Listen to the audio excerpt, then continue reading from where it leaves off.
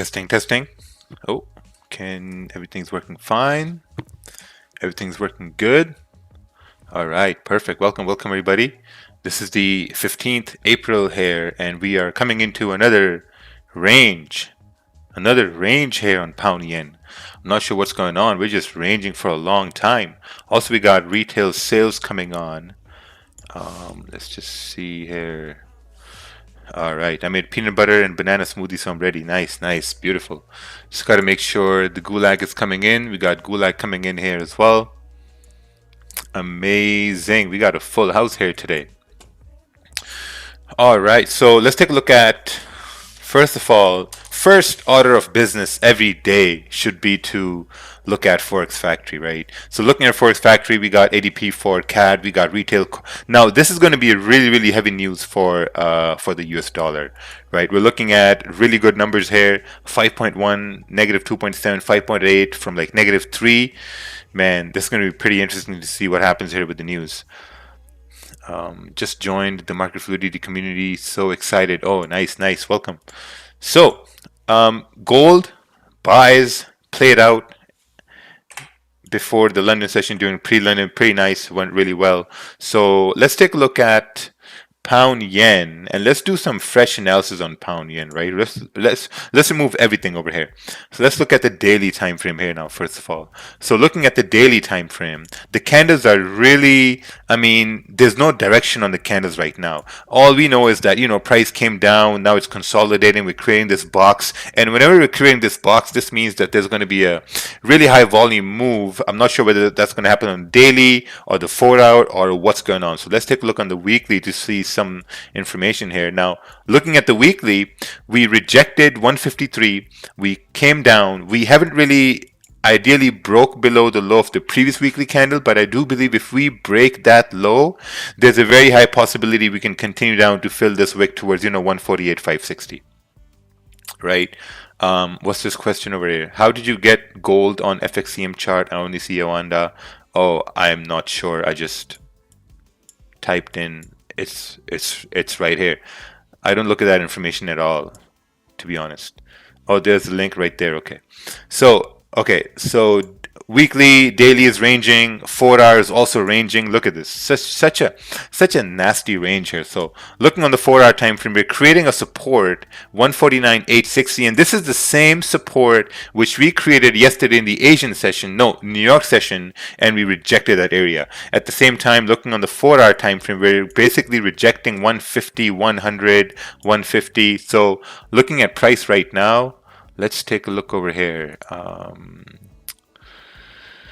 Let's see. So we got one rejection on the 4-hour. This 4-hour candle is going to close in about 2.5 hours, right? So now if these two candles do start rejecting, I think there's a very high probability we're going to break the support and we're going to continue down towards 149,600. And I think that could be our target here for today. So let's put a zone right there for support, and let's drop down to the 1-hour time frame and see what more information do we have. Can I have the Zoom link? No. All right, let's take a look on the 1-hour time frame here. So looking at the 1 hour, like, you know, these zones basically line up perfectly, right? We got a resistance up over here. So now this range between 149, 840, 850 and 149, 150, this is a 30 pip range, right? And this range is extremely difficult to trade. And the reason why is because look at this choppiness in this area here. The price is really choppy here, so it's very difficult to trade here. But if we do break below 149, 840, 830, then there's a very high probability we're going to continue down towards, you know, 149, 650 into like 614, 610 area. That's like 22 pips away. So my entire efforts today are going to go into waiting for price to break below 149, 840 so we can continue down to retest these lows over here. Now, that's for sells, right? So let me put this right down over here. Potential sells below 149, let's say 840, right? Looking for sells below that area to move all the way down towards, you know, 149,600. Now, looking at from a buying perspective, it gets a little messy here as well, right? And the reason why it gets messy is because obviously we have this resistance here, 150, 150. You can see in the London session, candles did move up, but none of the candles actually closed above this area, right? We just basically moved up, didn't really close above this area. And even if you do get a break above this area, our first minor resistance is right over here, which is not that far away. The next one is right over here, and the one after that is right over here, right? So let's measure these ranges and actually see if these ranges actually make sense. So if we break out, let's say 150, 150, our first range is 7 pips away. Is that enough range to trade? I don't think so, right? Our next range is around 8 pips, and the one after that is around 5, 6 pips, and these ranges are not enough range to trade. So what I'm going to do is, for buys, I'm going to wait for price to break above 153.70, right? Because if we can break above this area, you can see how many candles closed below 153.70, right? 1, 2, 3, 4, 5, 6. So even if you get one candle to close above 153.70, I think there's a very high probability for price to continue up towards, fill these wicks and eventually continue on towards, 150, 500 and beyond, so we can start to have those conversations once price really starts breaking above, 153.70. Other than that, I'm going to be putting my entire efforts in trying to see if we can get a sell below 149.840. Let's take a look at this pound yen over here. Sells below 149.860. Looks good, looks good. Buys above here, here. Yeah, it's kind of like risky, but if it works, it works. So we're going to see what happens here. Gold is coming back down to do a retest in this support, right? We went up, made a high, came down, created support, moved up towards resistance rejection area 1748, 1749. Haven't really broken above this area. You can see this labeling is from yesterday right here. Potential buys above 1749, and that has not happened yet, right? Even sells, sells basically happened yesterday, so that was pretty good. But currently, we're coming down to a support at 1745. So if we do break below the support, I think there's a very good opportunity for price to actually continue down in its clean range. So let's bring the support down in a 15-minute time frame. And if you do break below this area, we have clean traffic to the left-hand side. And that could be a pretty good trade here for price to move down. But we're going to see how that affects, how news affects price, right? Because if we're going to break below, I think that's going to be something to do with the good news on the US dollar. So we'll have to wait over here.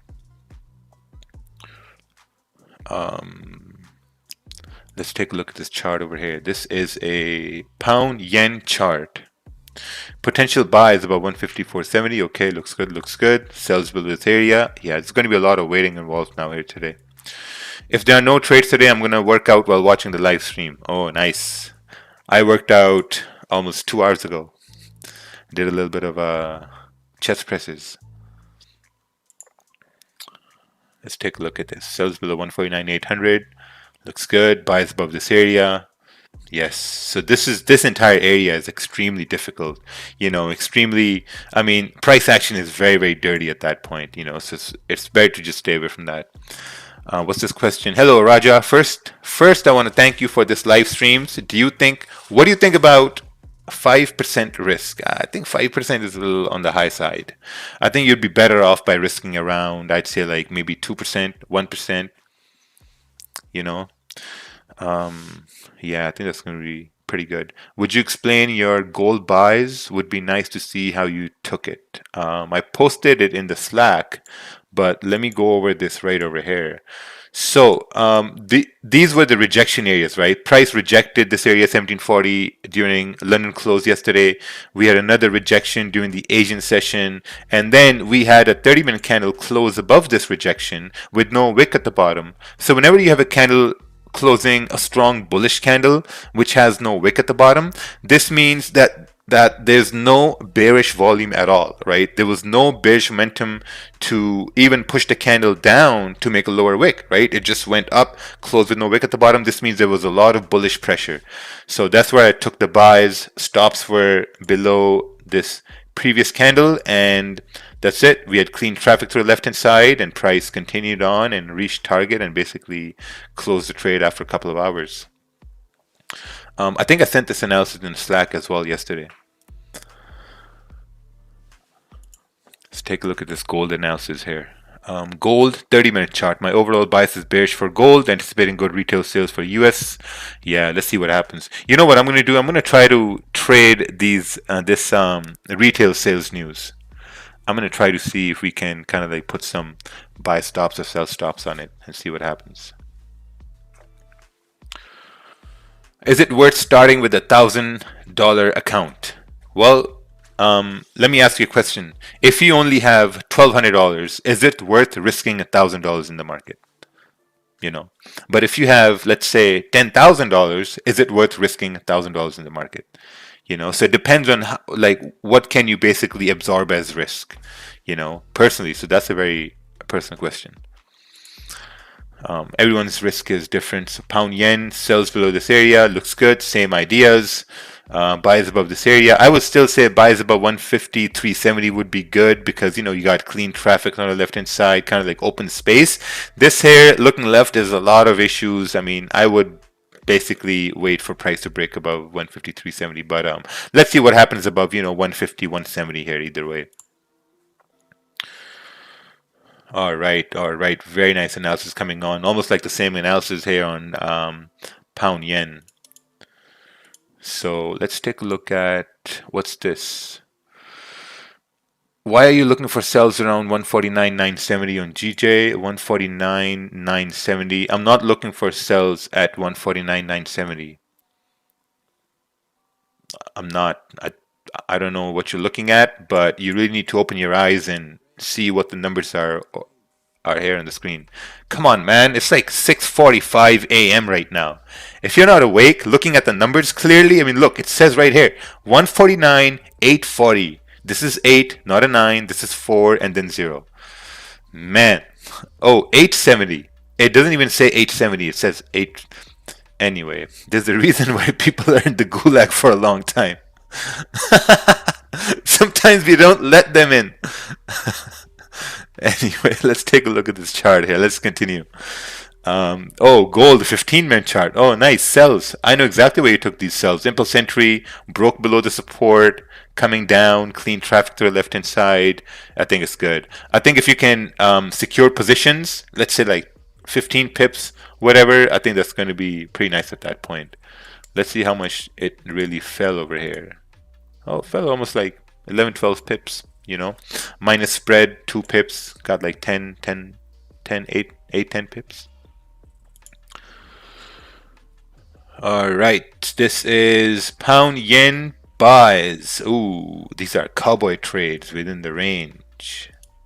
Cowboy trades within the range, nice. Looks like it played out there.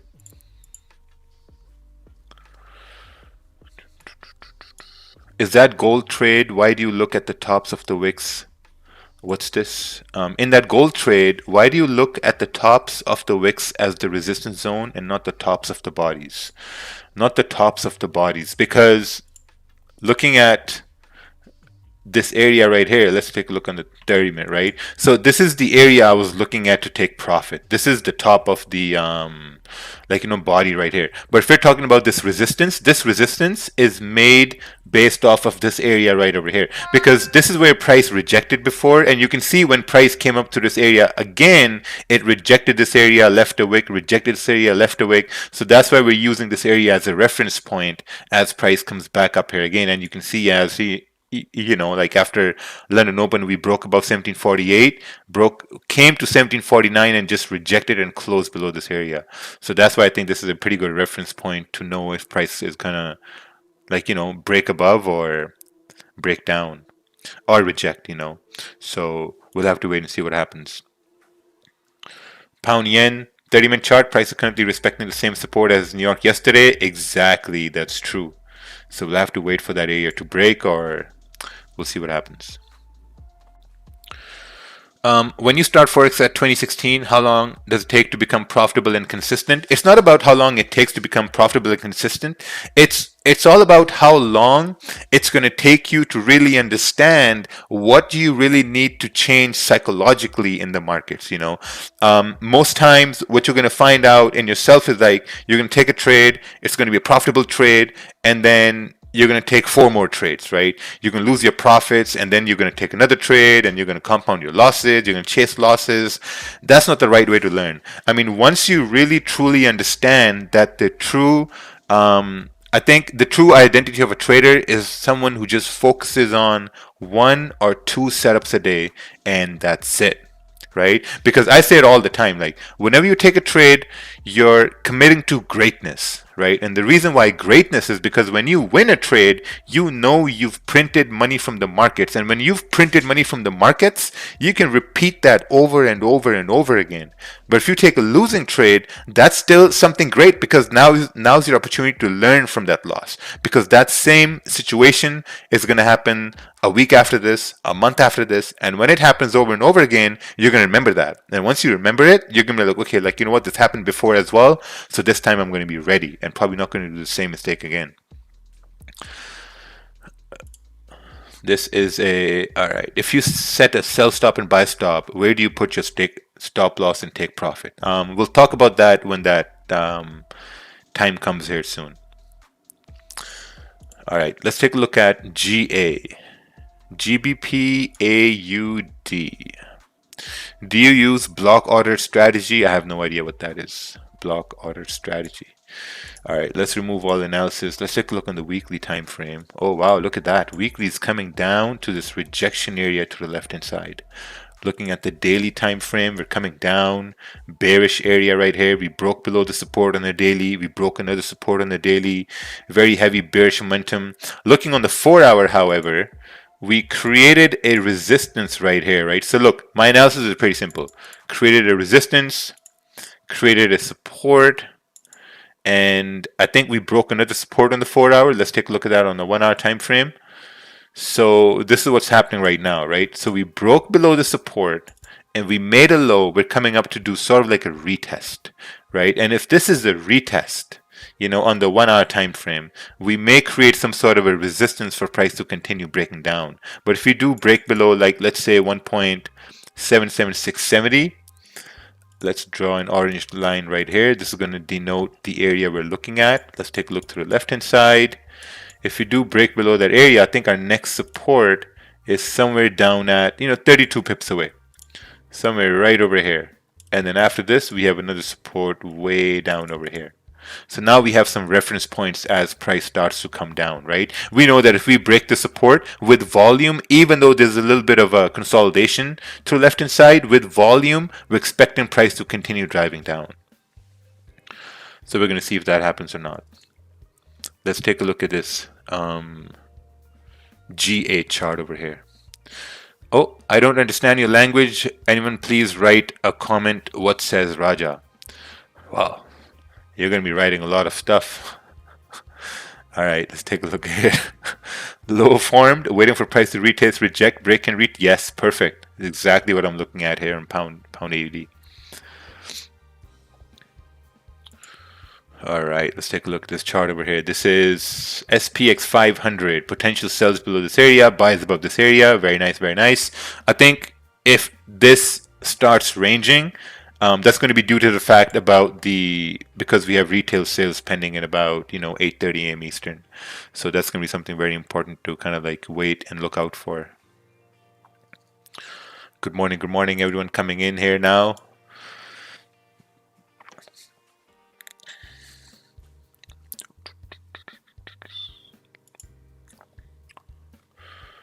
Okay, GBP AUD buys. This is what it is. Buys above this area for price to continue up. Sells look good. Buys are. Let's take a look in the smaller time frames here on the 30-minute time frame. Buys. I think you'll need to wait for this 30-minute candle to close to execute some sort of buys, right? Because if you're looking for buys, basically what's happening is we're creating a support down over here on the 30-minute time frame. And if you measure this range, let's say hypothetically speaking, candle closes right here, you have like a 17 pip range for price to move up. I think that's pretty good. That's actually pretty good, but at the same time, I would say maybe wait for a candle to break above this high right here. Because if the 15-minute candle is closing bearish as the 30-minute candle closes, that's still creating like a minor resistance. So I think it's going to be much better idea to wait for this high to be broken. So then you could justify a price moving up in this range. It's like a 13, 14 pip range, but if we continue above this area, I think there's a much bigger retracement incoming till like I would say 1.38, 1.78300. What happens on the 25th April on market fluidity? 25th April, we're going to have a webinar on a topic which is going to be a surprise, so that's what's going to happen.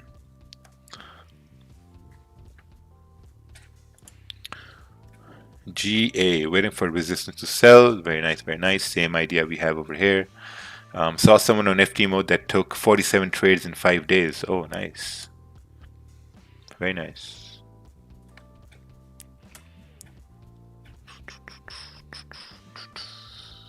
Okay, so let's see here.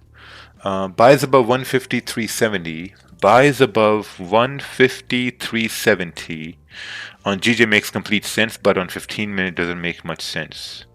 Would we just ignore the 15-minute? Yeah, I mean, I'm going to focus on the 30-minute as we continue above, 153.70, and then I'm going to expect volume to continue driving up. Let's look at the GA idea here. Possible buys above 1.78, 140. Very nice. You're looking at a much safer buys. You're looking at buys above this zone in this clean traffic, much safer, which is pretty good. Strong sells below this area. Perfect. I think at the same time you could look for sells if we can break below this minor support, which is very clear on a 30-minute time frame, and then you have this 20 pip range for price to continue down, and then if we break below this area you have a much bigger range to continue down. Hey brother, tell us about gold situation. All right, gold situation is ranging. We have high volatile news coming in, so I think it's going to be a much better idea to kind of like wait for those things to happen.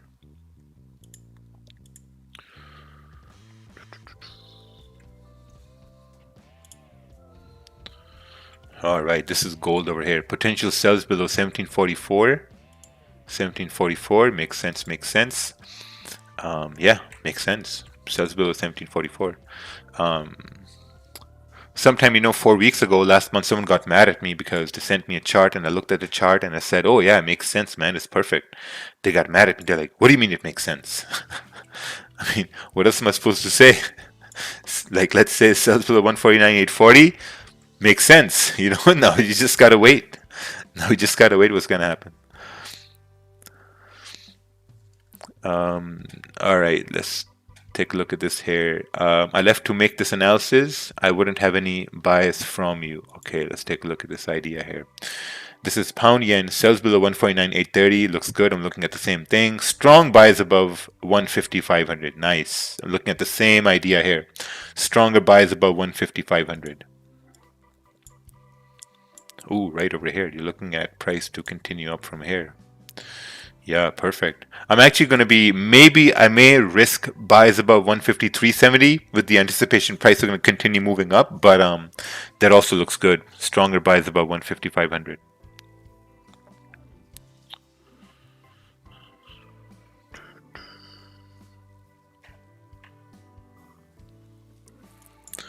So yeah, we'll have to wait over here. I know there's USD news tonight, so I won't be trading it. However, I have a question about whether it's okay to take a trade if it's clean on a 30-minute, but ranging on a 1 hour. Here's my chart. Let's see here. This is pound USD. If we get a bullish close on the 30-minute, would it be better to take buys even though on a 1 hour weight ranging? I think it could work. The only problem I'm going to have with this is like there's a bit of a problem here to the left hand side right here. So even if price comes up, you'll have to keep that area in mind. That price may reject that area, so you have to keep that in mind over here. Oh, Michael Montano, happy birthday. Another beautiful year to live. All right, let's break down pound USD and let's see what's going on over here. So you can see we're also closing with the rejection on pound AUD at this point. Pound USD. Pound USD is coming down. Oh, wow. Oh, damn. What's going on over here? Yeah, this is dropping. Let's do some fresh analysis around the 4-hour time frame. 4-hour is just garbage. Look at that range. 1-hour candles are coming down. We're coming down to the support area right here. And if we break below the support, there's a very high possibility for price to continue down towards, 1.37530, which is 13 pips away. It looks like pound yen is also dropping down over here. I can look at the price up over here before someone gets excited about it. Oh, wow, this is dropping heavy at this point. See, I mean, the candles are about to close, and since the candles are about to close, we got 2 minutes left. I'm not going to be entering a trade at this point. I'm going to wait for the candles to close and then see what we can do. But I'm not entering at this point. I'm going to wait for the candle to close.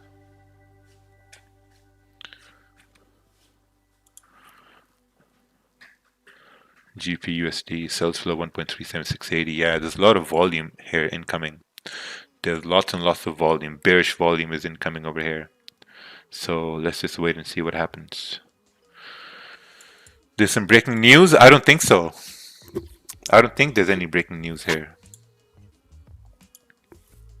But I think it's important to wait for the candle to close. We have about 2 minutes left. This is the thing. Whenever price is moving really fast, it's really important for you to kind of like, sit back and just relax for a little bit.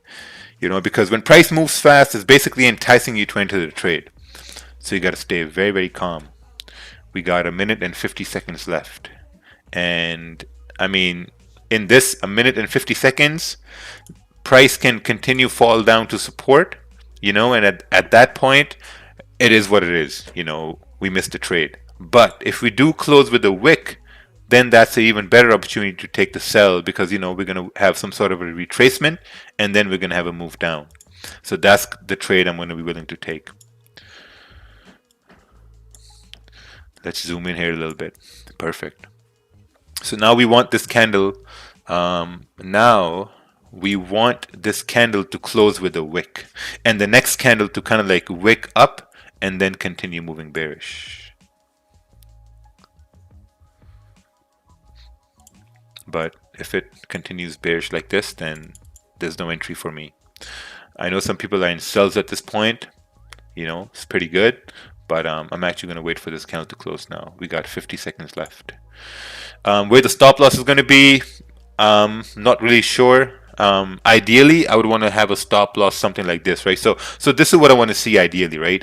Ideally, I want the candle to wick up first and then continue down so that I can have a stop above this candle right here. This is what I want to see ideally, and then we can have price continuing down towards, 149,600. Look at that. It's forming a wick at this point, a wick at the bottom. So I'm going to be executing on this trade over here in about 10 seconds.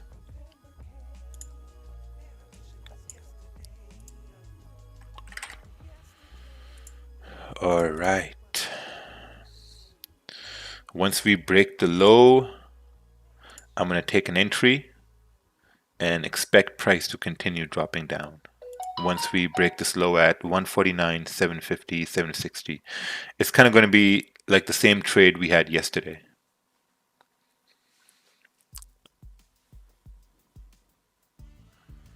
$149,750.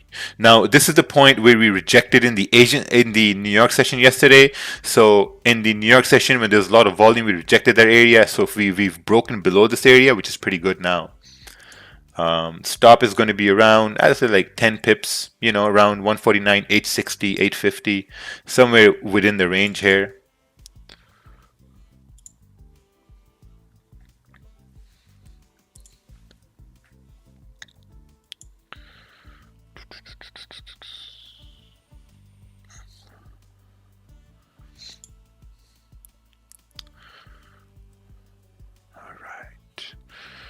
It's 1 hour close. I need to see a small pullback. Yeah, I just need to see a little bit of a breakdown here so I can execute a sell.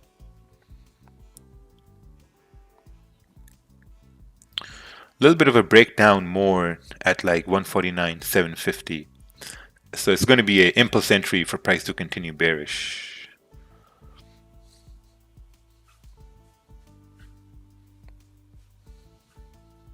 No top wick doesn't bother you? No, it doesn't bother me at all. Pound USD is also moving down over here. We're closing below the support. Very high probability for price to continue bearish. Let's take a look on the 15-minute time frame. We're bearish. 5-minute time frame, we're also bearish at this point.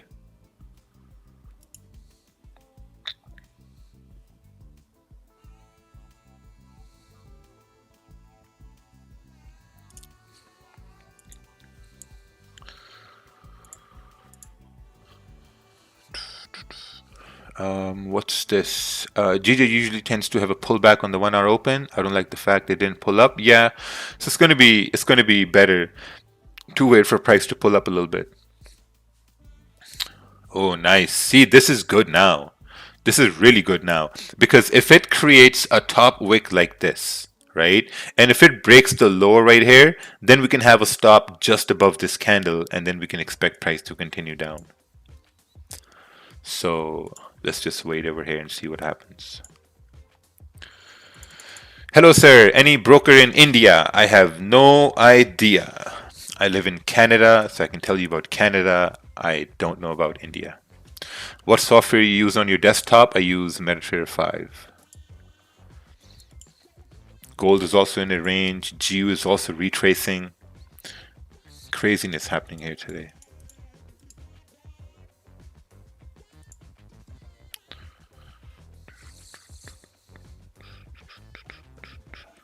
All right, let's take a look at USDJPY, see what's going on. Let's look at the price here. This is 149,750. So I got to keep an eye on 149,750, right? Because if we break this low, stop is going to be around 9 pips, 8 pips, and then we can continue on moving down. So USDJPY, let's remove all analysis here. Let's take a look on the daily time frame. So looking on the daily, we're coming down over here. Now I'm not sure whether we're coming down to pump up later on with the news, or is it just some sort of a retracement here. Let's take a look on the 4-hour time frame. Let's take a look on the 1-hour time frame.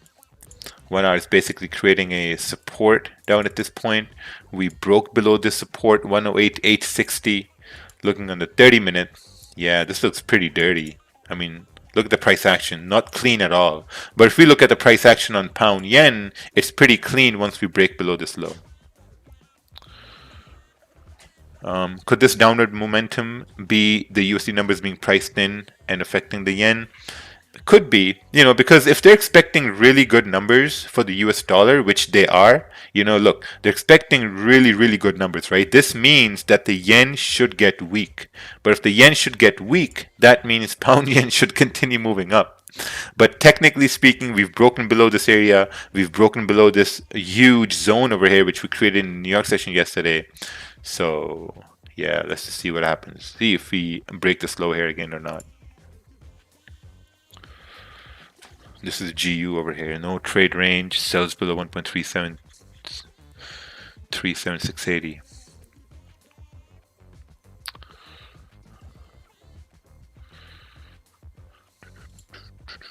Let's take a look on the 4-hour time frame. Oh, look at that. Look at this 4-hour candle. This 4-hour candle respected the high of the previous 4-hour candle, and it broke the low of the previous 4-hour candle. Right, and now we're basically retracing over here. So now all we got to see is that, are we going to reject this area to continue down, or are we going to close back within this range? So this is where waiting plays a huge role in trading. Just got to wait. Just got to wait when you're unsure, and everything's going to be all okay.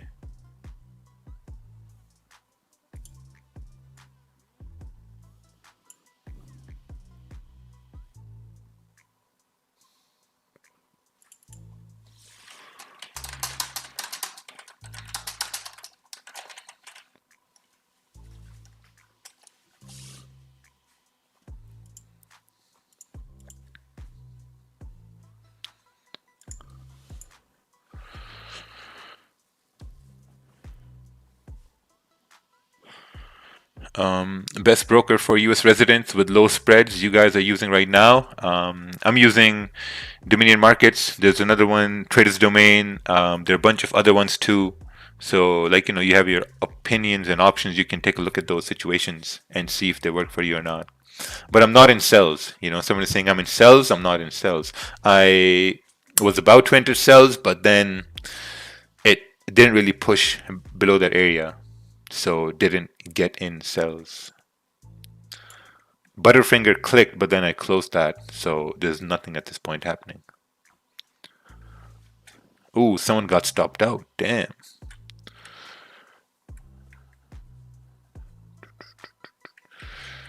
Okay, what's going on over here? Or maybe if the US is expecting good numbers, the US 30 will go up.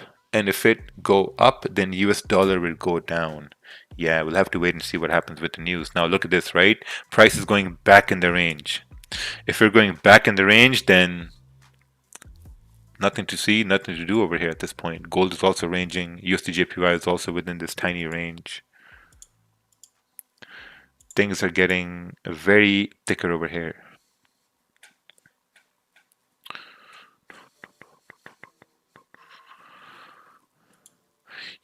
What I'm expecting is, if this candle closes below 149.850 and then it breaks below the low of this candle, then we're going to have a very nice move coming down.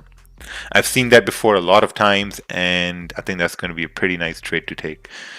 Maybe if everyone in the gulag throws a couple of lots on a GJ it will go back down. Yeah, it could, but then the institutions are going to come in and will say, well, let's drop down 10,000 lots on this thing. Are you sure this trade is going to work out? I sold 4 goats to go full margin. Well, I guess there's no meat for you then today. All your goats are gone. If this was me a year ago, I would be holding this drawdown, but I waited for a good break of low on GJ. Yes, and that break did not come at all. We had a tiny, tiny, tiny little break right here. Tiny break, but not enough to execute a trade. Also, the fact that it started breaking down in the first 1 minute, 2 minute of this hour, it was kind of tricky at that point. Much love from Australia, 9 p.m. here, and honestly, have your channel going for company. Trading is a lonely gig. Oh, nice, man. Thank you. Appreciate it. Trading is very lonely, man. It's very lonely, and when you're losing, it's just devastating. Devastating to your psychology, too. So I think it's better to have someone on your side kind of like blabbering along about price and what price is going to do.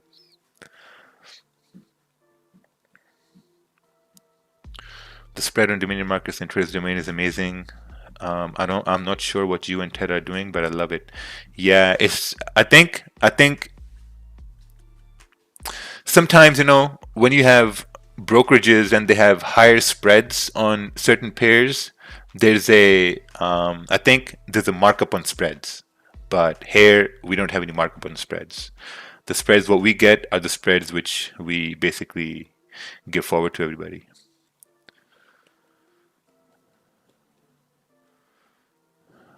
Okay, let's take a look. Yeah, I'm not sure what's going on over here. We're just rejecting that, so there's no trade at this point. Gold is also in a range. I'm going to be waiting to see if we break above 1748 or not. I think that's going to be a much important thing. When did you decide to trade only GJ and gold? Because before I trade 5 to 6 pairs and caused overtrading and loss. See, now, when you were trading 5 to 6 pairs and it caused overtrading and losses, that's the reason I switched to 1 or 2 pairs, and that's it. A 15-minute close in the zone on GJ, it will become a fake out, correct? Yes, correct. It will become a fake out. But looking at the 15-minute time frame, I'm going to be looking for buys way above, 153.70. Take a look here. Yeah, it's not even enough range for price to continue up. Is there any difference in spreads for standard and pro account? Yes. On standard account, the spreads are higher. On pro account, the spreads are lower. But there's commission which is standard across the industry. When you deposit crypto into Dominion, does it stay as crypto or convert to dollars? It converts to dollars. What do you think about the range for this GJ sell we're thinking of at this moment? Maybe not enough range. I think there's enough range. I think there's enough range for price to move down. I mean, even if you measure the range below the low of this candle, you got like a 15 pip range over here, right? Still pretty good.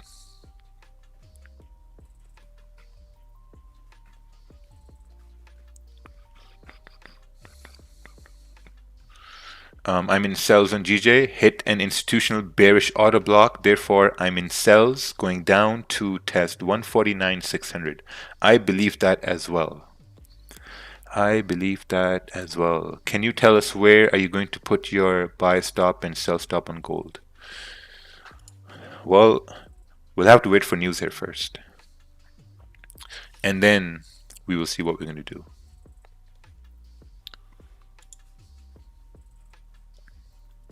Yeah, everything is just ranging here now.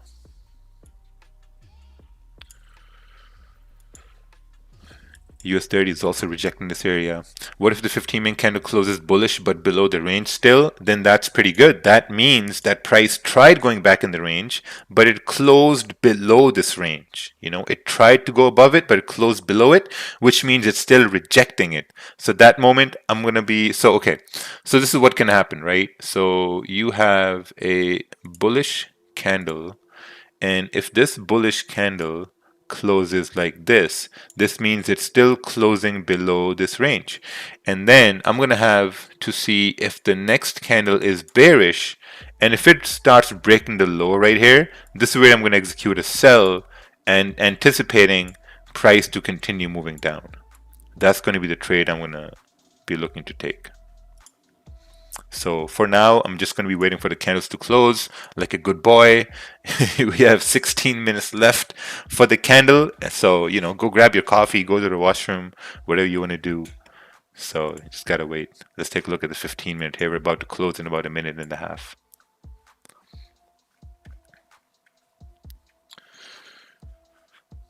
What is the MT5 payment account on Dominion Markets? Payment account is for your PAM, you know, PAMM. That's for your PAM. We're working on a leaderboard to be up in the next couple of weeks, where you can basically trade on a leaderboard, and then, like, you know, if you trade well, then people can invest money in you, and then you can make small commissions from the gains you make other people. So all those gains that go in the payment account.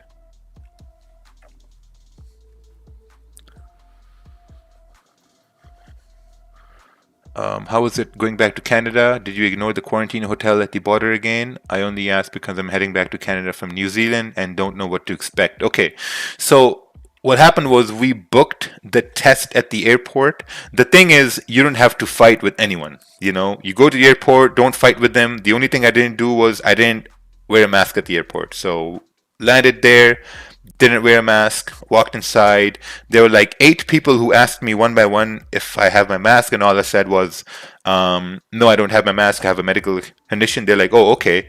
That's it. They said, oh, okay. And then that was the end of it. We went inside, grabbed the luggage, went to the testing area, did the test. We actually had to book we booked the hotel, by the way, right? We booked the hotel, I think it was for 2 nights, because without booking the hotel, they won't let you on the plane. I mean, they didn't let us on the plane.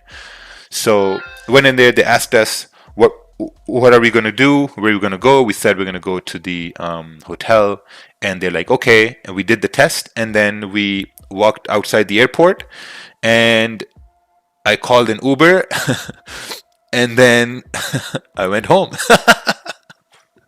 That's it. No one called, no one checked, nothing. Just took the Uber home. Do you really have a medical condition? See, now, when someone asks, what's your medical condition? That's a very private question, right? Because there are a lot of things they can use against you if they know you have a medical condition. So that's actually illegal and goes against your Charter of Rights of Freedoms to ask what your medical condition is, unless there's a warrant for that, you know, so you don't have to answer that question at all. Will Dominion market work in Dubai? Yes, it will work in Dubai. Let's take a look at this chart over here. Man, trust me, just know your rights. Know your rights, know the rules, and stay strict on your rules. Just all you just gotta say is no. On the hourly, this is clean candle. If 30-minute is so choppy like this, how would I proceed with buys? This is gold 30-minute chart. Okay, so let's take a look at this, right? So above 1748, 1749. So we have some sort of a, choppy price action to the left-hand side. If we do break above 1749, look at the amount of times price rejected this area, right? Once we rejected on 9th April pre-London, we rejected it again pre-New York, right, on 9th April, and then we rejected it again NYC open 13th April, we rejected it again. So if we do start breaking above 1749, you're anticipating volume to continue driving price up towards 1752. So if you look on the 1 hour time frame, this is what you see on the left hand side. This is the first area of resistance you see at 1752, 1751. So you're anticipating volume to push price through that area if you do break above 1749.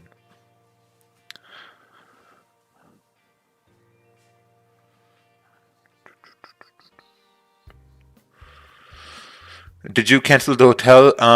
Yeah. So basically, once you book it, you cancel your card. You don't cancel the hotel. You just cancel your card, so they don't charge it. I mean, it's just simple, logical things, man. It's just like reading price action. You read how to handle stuff in life. But the U.S. is completely different. U.S. has nothing happening over there. Canada is becoming a mini China here now. Hey, the mobile version of MT5 of the mini market is out right now. Yes, it's running right now. The 15-minute candle on GJ closed with no wick on the top. Yeah, so I mean, now we're just waiting for the 30-minute candle to close. We got about 11 minutes left, and I think if we can close below 149.850, I think the next candle will have a very good opportunity for price to continue down. So we got to wait at this point.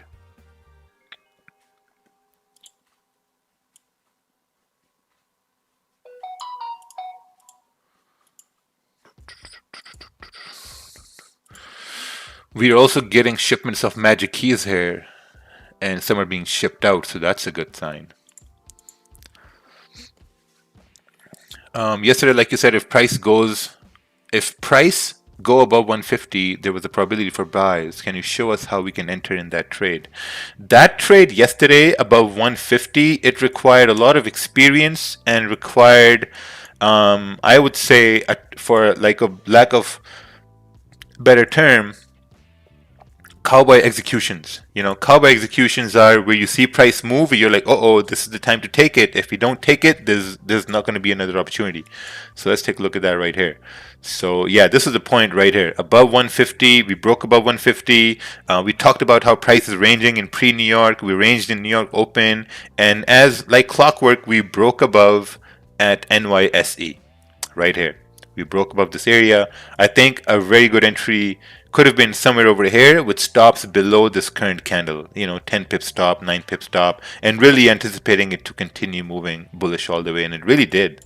Look, it went all the way up to this resistance we had drawn from yesterday. It required balls to impulse enter. Yes, that is true. It required a lot of those and some confidence. Do you think we're going to have maybe 30-40 pips with the buy sell stops and gold news? It depends. Depends on how big or small the numbers are here. We're expecting 5.1, so we'll see. And if they're bigger, then there's going to be a bigger move on gold. But if they're somewhere near 5.1 or somewhere near 5.8, then probably the move is not going to be that big. And then essentially you could say, okay, maybe the news was priced in from yesterday with this move down. So we'll see what happens. Thank you for calling me experienced and bald.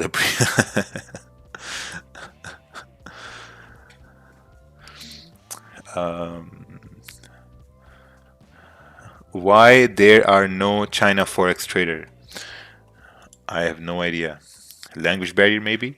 Speak Cantonese and Chinese. Ni hao, xia xian wang. Let's see here.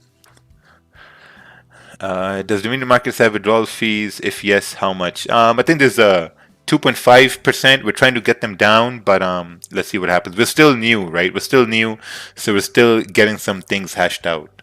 So bear with us. Good morning. Example of how important journaling, learning from mistakes is in trading. Let's take a look at this over here. Loss on Tuesday. All right. So entered buys with, oh, I think I saw this chart. When push up, got stopped out. Okay, let's take a look at the next chart. Same situation. Nice. Look at that. Same situation happened, but you did not enter buys. You waited for the high to be broken. It didn't get broken. Came down. You took sells, clean moves, and eventually had a winner. Beautiful.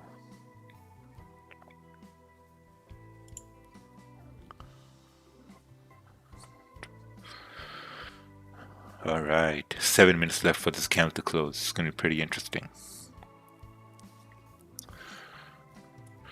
I used to not be able to make 25 bucks a day because of overtrading and the market was scalping me. Oh, so what's happening now? Are you scalping the market? Or are you still letting the market scalp you? That's actually not something good at all. Let's take a look at your JPY and see if we're still ranging. Let's take a look on the daily time frame. Man, look at this price action on daily. Just so garbage. Your JPY is a long lost soul. How is your hair growing? If can, let's see your hair. No, Asim, can't. I'm having a bad hair day today. It's better to ask these questions in private, man. That's like, hey, can I see your biceps? You've been working out, can I see your biceps? Alright, your JPY 4R, we're coming down, coming close to a rejection area over here. Oh, look at that. We're also rejecting this area over here too, 130, 170. 30 minutes also about to close. We're rejecting this area. Let's take a look right here. Right? Yeah, a lot of problems here for your JPY.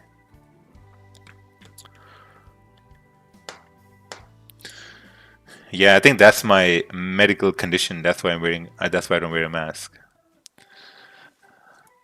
Australia forced quarantine with police. I had no choice of hotel. Oh wow. Let's see here. I made a mistake of entering when we broke the low on GJ. Can you tell me why shouldn't have I entered? Wasn't it a good entry? See, that was not a good entry because let's drop down to the 1 minute time frame here. Right, so if we drop down to the 1 minute time frame, you can see this is where the hour closed. This is where the hour opened. So it broke the low in the first minute of the hour, right? And that's why it was like kind of like, yeah, I don't know if it's going to go down or not, because if it's breaking the low in the first hour, then there's a very high probability it may continue up to make a top wick. What's this? Raja, our prop firm scams.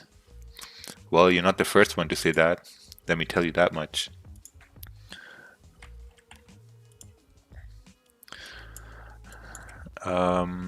Give me your email address. Maybe I don't see my chart. Probably not. I think you need to send it correctly and then we're going to see it.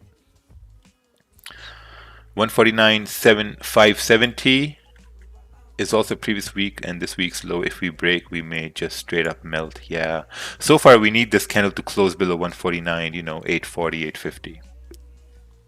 But if that doesn't happen, then there's obviously no trade at this point.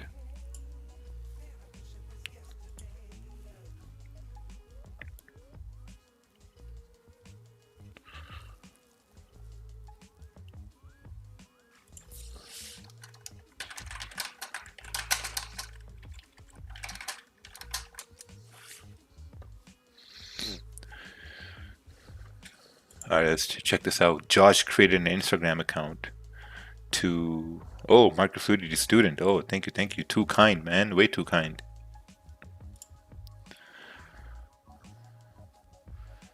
Journal my trades. These are very nice journaling over here. Let's take a look at this over here.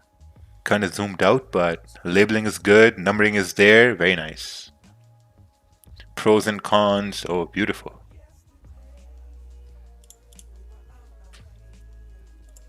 See, See, whenever you journal trades, it's really important to journal them with labeling, So, because when you put labeling, that basically explains to another person of what exactly you were looking at, And when you have labeling open, let's say if there was a losing trade, you can all the time look at that and say that, okay, if this was a losing trade, what could I have done differently to, like, not have this loss? Or, like, if price went the opposite way, what could you have seen differently, or what did you miss in that instant so that you could have taken the right trade? So I think when you have losing trades, it's better not to get emotional about it, because when you get emotional about a losing trade, man, that's something bad. Now that's the point where you're just like diving deep in a black hole, because when you have a losing trade, you get emotional about it. You want to take another trade, you want to make that loss back, and better yet, if you're trading someone else's money and you take a losing trade, oh boy, oh boy, all hell breaks loose after that. You're just like, oh man, I'm never going to make this money back. But no, that's not the thing. You're never going to make that money back because you're not going to learn from that loss. After a losing trade, you take like emotional trades. So the best thing to do is to step back and to really look at that loss and see that, okay, what can I learn from this loss? Because it's what they say, like, market is going to repeat the same things over and over and over again, right? And when the market repeats the same situations over and over again, you need to learn each and every situation, and that's where it takes time. Because one situation is not going to happen every day. It may happen a week from now, a month from now, but it will happen over and over again over the span of, let's say, 6-7 months. So that's the time it's going to take you to, like, look at different situations in different ways and really trying to learn from those and see, like, when they happen again, how can you execute differently on those situations? Is there anyone who does a live stream in Spanish? I have a couple of friends from Mexico. Yeah, I'm not sure about Spanish.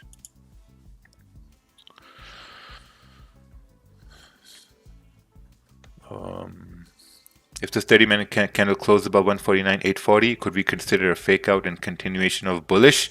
I mean, you can take buys if you want, but I'm going to be looking for buys above 153.70.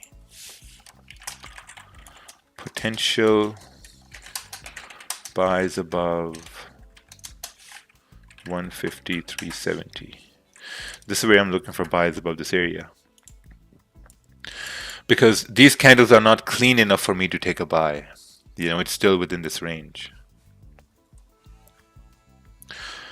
How can I use my commission to buy magic keys? Do I email Dominion Markets or Market Fluidity or Magic Keys? So if you're trading on Dominion Markets and if you have enough commissions to buy magic keys, send Dominion Markets an email about that, and then they will set it up for you. The only thing is you'll have to pay shipping, and don't worry, shipping is not going to be $100. It's not like those things. Like, they say, oh, you get this for free, but the shipping is $200, and you're like, what? Doesn't make any sense. No, it's not like that. You see those ads, you're like, oh, nice, I want something free, and then the shipping costs more than the price of the product.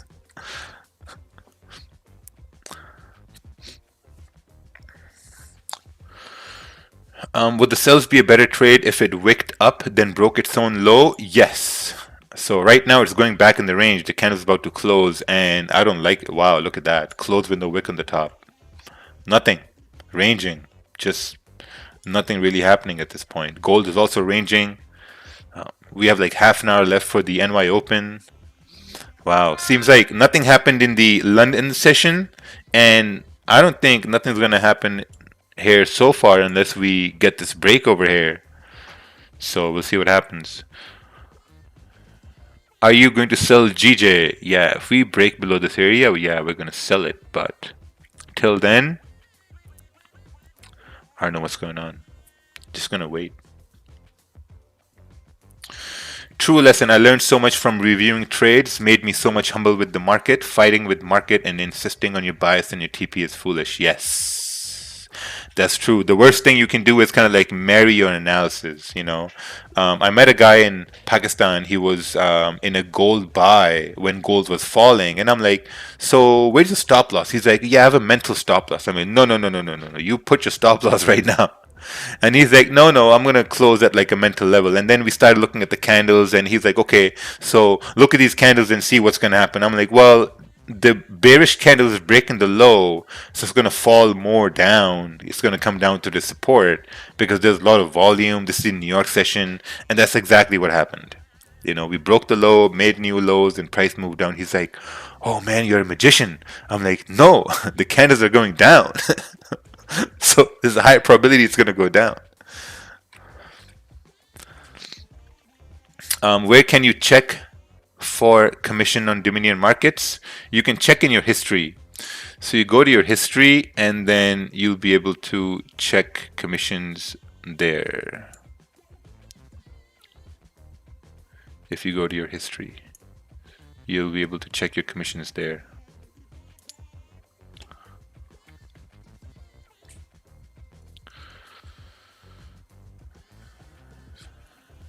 Took an impulse sell and didn't wait for the wick and break of its own low. Currently on a 3-trade losing streak, but trying to keep myself together. That's okay. That's okay. The only problem you made was you took an early trade. That's it. I was about to take that. I actually executed that trade. Actually, let me show you guys right here. I made a mistake. I executed on that trade, but then I closed it ASAP.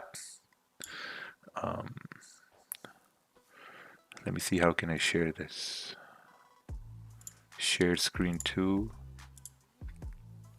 Yeah. So this is where I entered right here. This one. And then I got rid of it.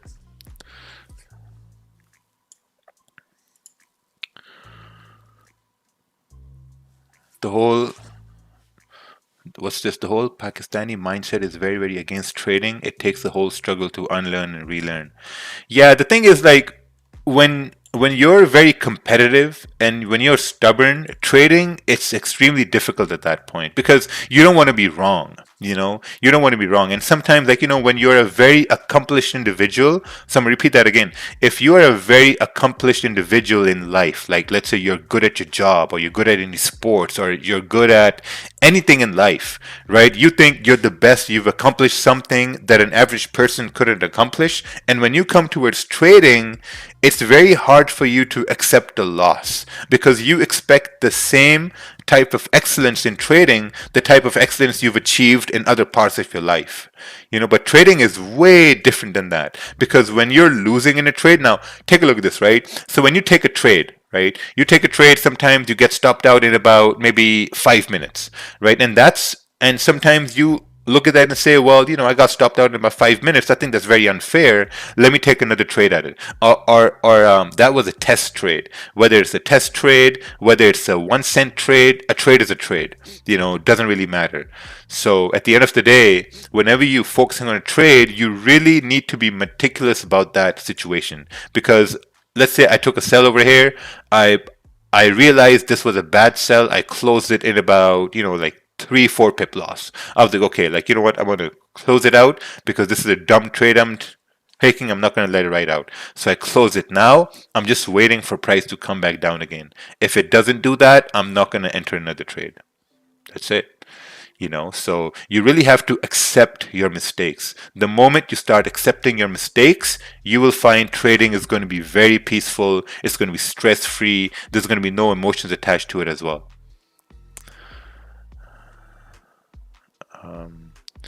The Gulag music is back. Yes, the Gulag music is back. JP Savage donated $1.99. Thank you, thank you. Appreciate it. I would say I'm going to get a coffee, but I'm fasting today, so there's no coffee for me. It's good to see Raja also entered and quickly checked out. Appreciate the transparency. Yeah, man, no problem. Like, I've been sharing my entire history since March 2020, almost a year. You know, I think it's good to show that way. Switch from oh, what's this? Switched from MetaTrader 4 to MetaTrader 5 after years of trading. What an upgrade, especially on the phone. Oh, nice. Man, if you guys have been using MetaTrader 4 and you haven't used MetaTrader 5, man, trust me, MetaTrader 5 makes a huge difference. Huge difference. Just try it. Try it once.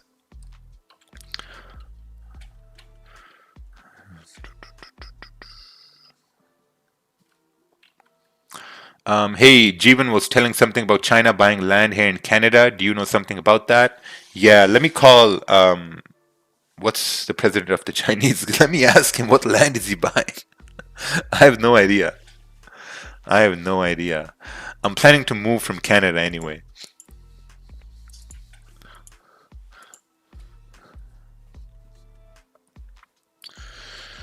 Is there a pip counter for Metro 5? No, there's no pip counter. Well, there is, but not on screen. I think there's a script that you need to get.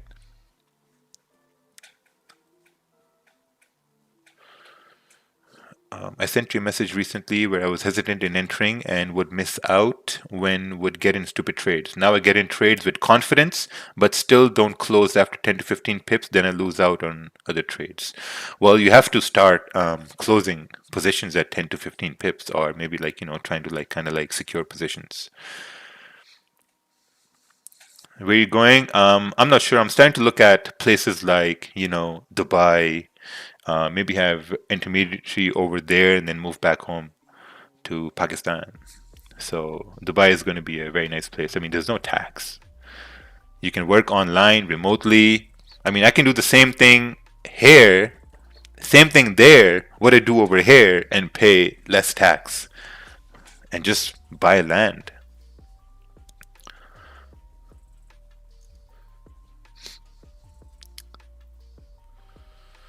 How can you have multiple positions on MT5? Well, if you click buy and sell multiple times, you can open multiple positions.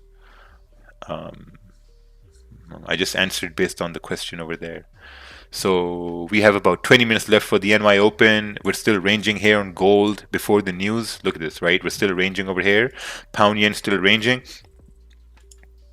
Euro JPY still ranging. If we break the support on Euro JPY, I think we're going to continue moving down. And I think that this bearish move could be well mirrored on pound yen as well.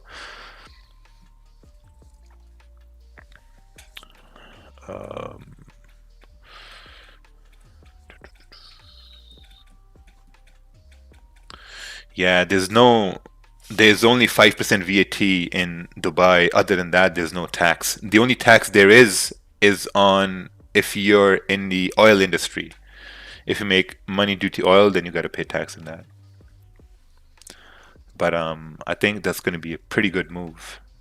Because here's the thing, man. Like I came back from Pakistan, right? I have to quarantine for 2 weeks. I have to stay home. I just bought a car a month ago. I can't drive that car for 2 weeks. I'm paying insurance on that car. I'm paying payments on that car. I can't drive it. So that's bleeding money, And even if I do drive it within the next 2 weeks, and if cops they come to my house and they find out if I'm not at home, they will fine me. They will fine me for not being at home, And I'm just like, man, like this is this China? Are we living in a communist country? This is Canada. It's a first world country. We should have some sort of freedoms over here. But yeah, man. So I was looking at those options. I'm like, man, I can just do the same thing from anywhere else and just be free like that. It just didn't make any sense.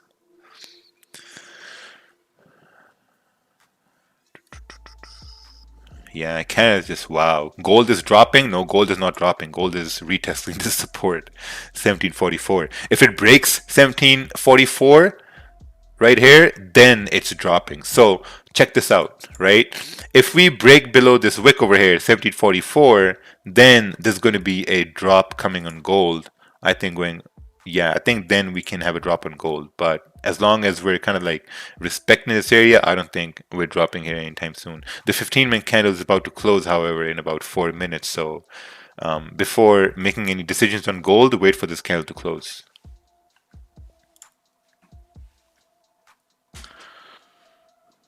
Is peanut butter a good choice for calories?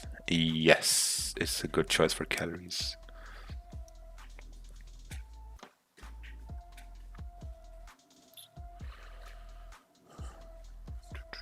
All right, let's take a look at this chart over here. This is entry at the break of the low, stops above the current candle. This is pound yen 30-minute chart, TP at next support, secured 90% at 15 pips. Beautiful, very, very well done. The volume was on your side and you made it work. Amazing.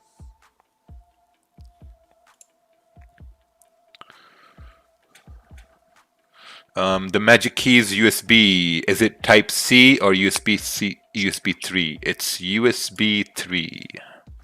The the regular one which you get with like wireless keyboards. You know, shove that in the computer and it works.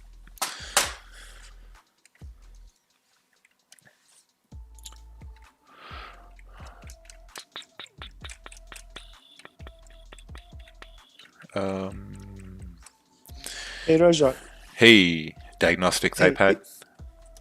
yeah, I always changing the name, but it's always when I just open the Zoom, it's always like saying the iPad. Anyway, if you don't mind, I just want to ask you a question about the last charts.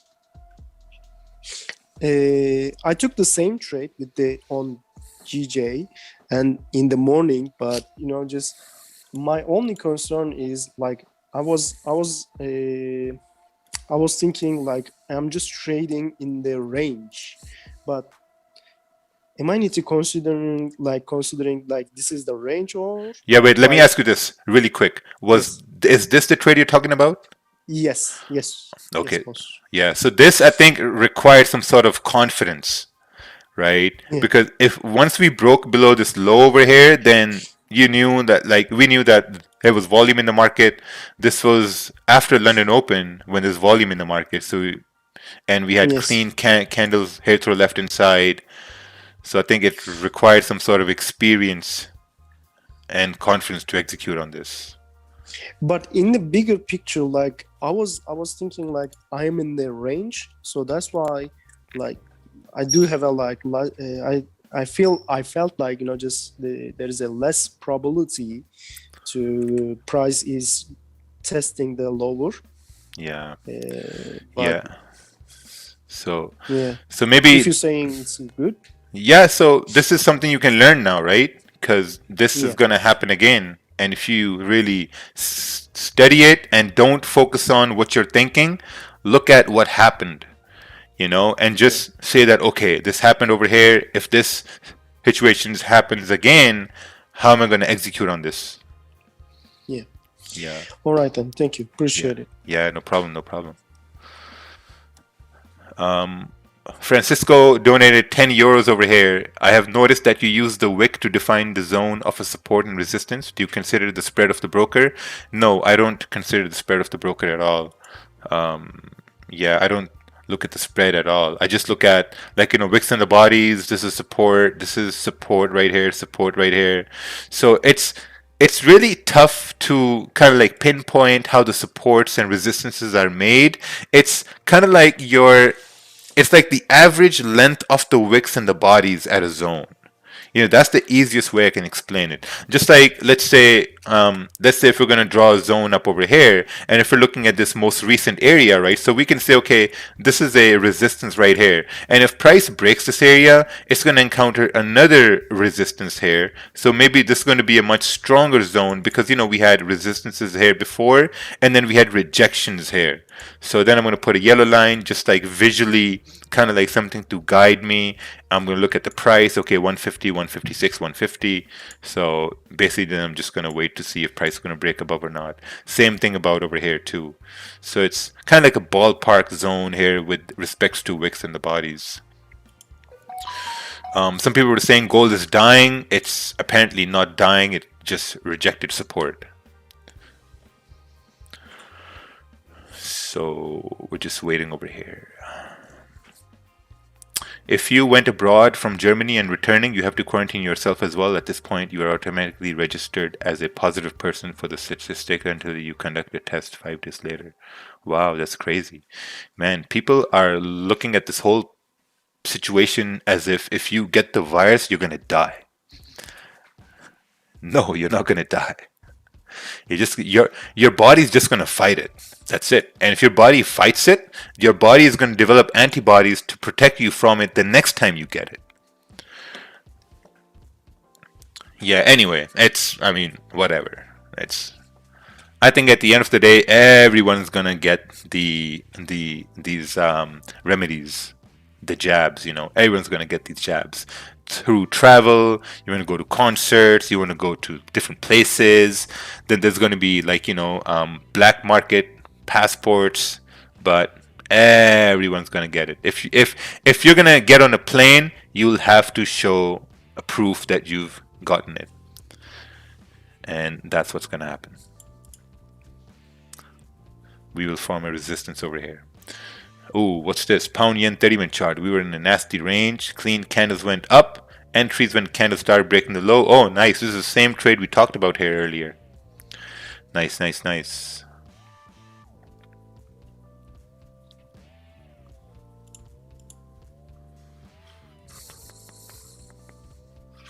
If you make a mistake in Dubai, it's jail time straight up. It's a bad country.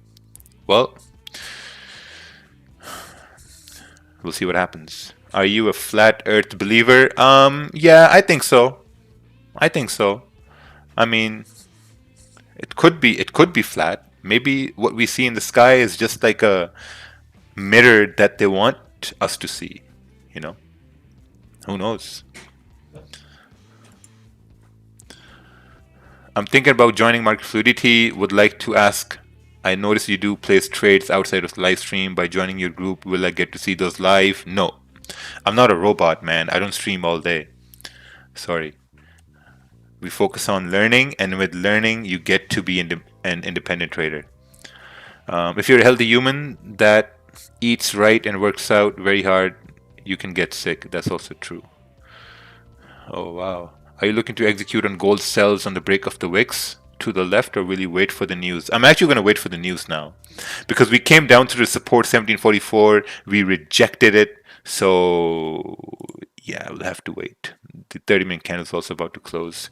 NY is about to open in about 12 minutes.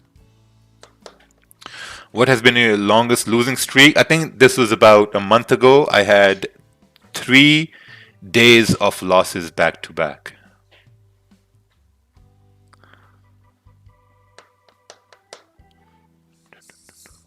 Hey Raja, are you high, or what do you let out of your mouth? No, I don't do drugs. Hey Raja. Hey Gabriel.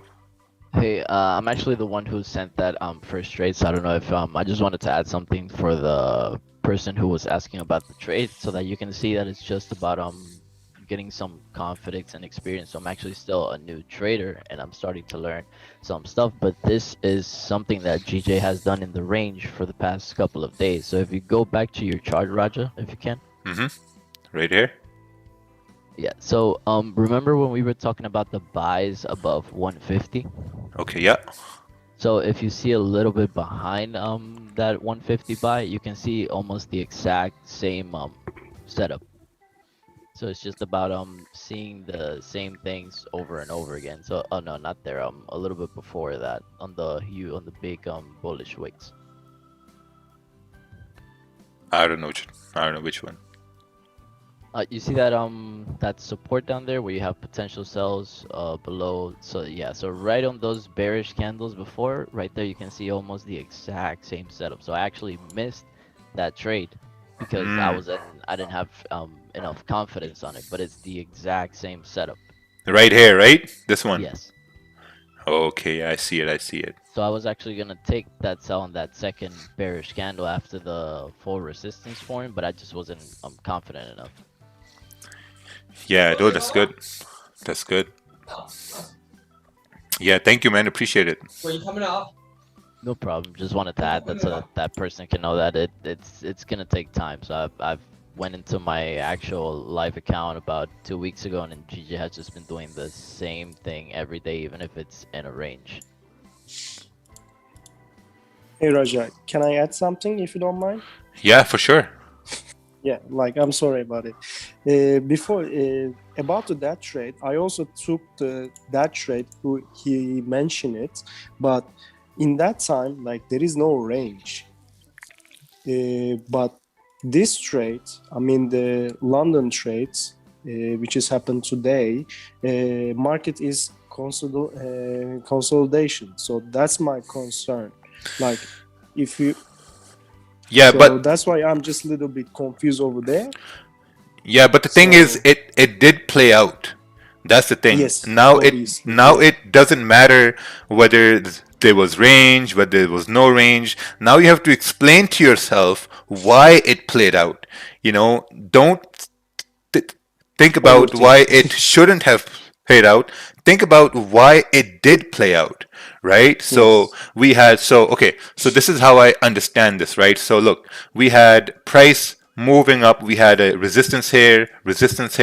London Open came up to this area, couldn't break above, close back down.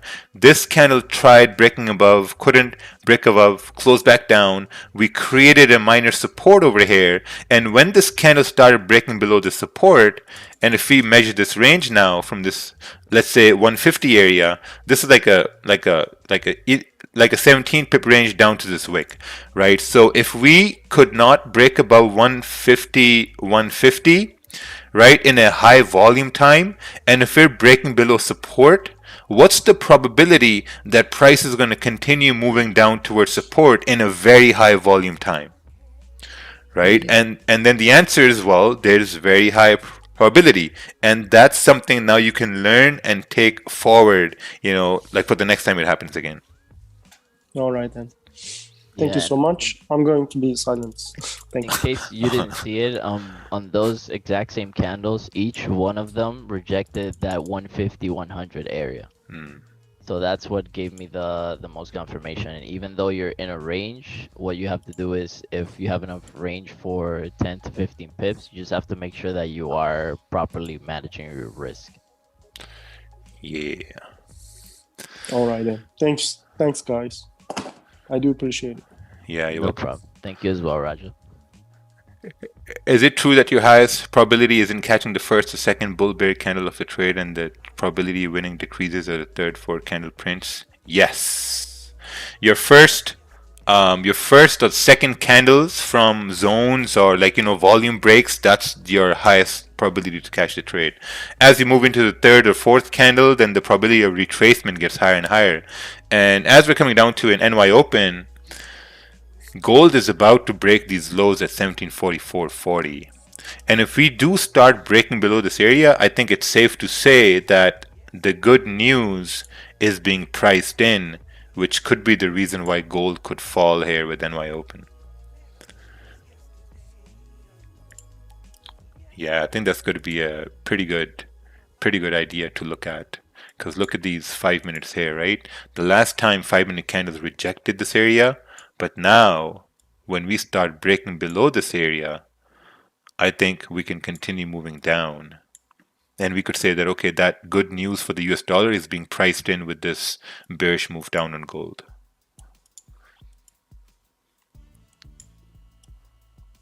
Got about 40 seconds left for this candle to close. Will you have leaderboard system on Dominion markets? Yes. Are you going to trade gold if it breaks? Potentially, yes. Let's see here. Stops are going to be around 15 pips, I think. Yeah, 10, 12 pips. Not bad. Aiming for about, 1742, 1742.50.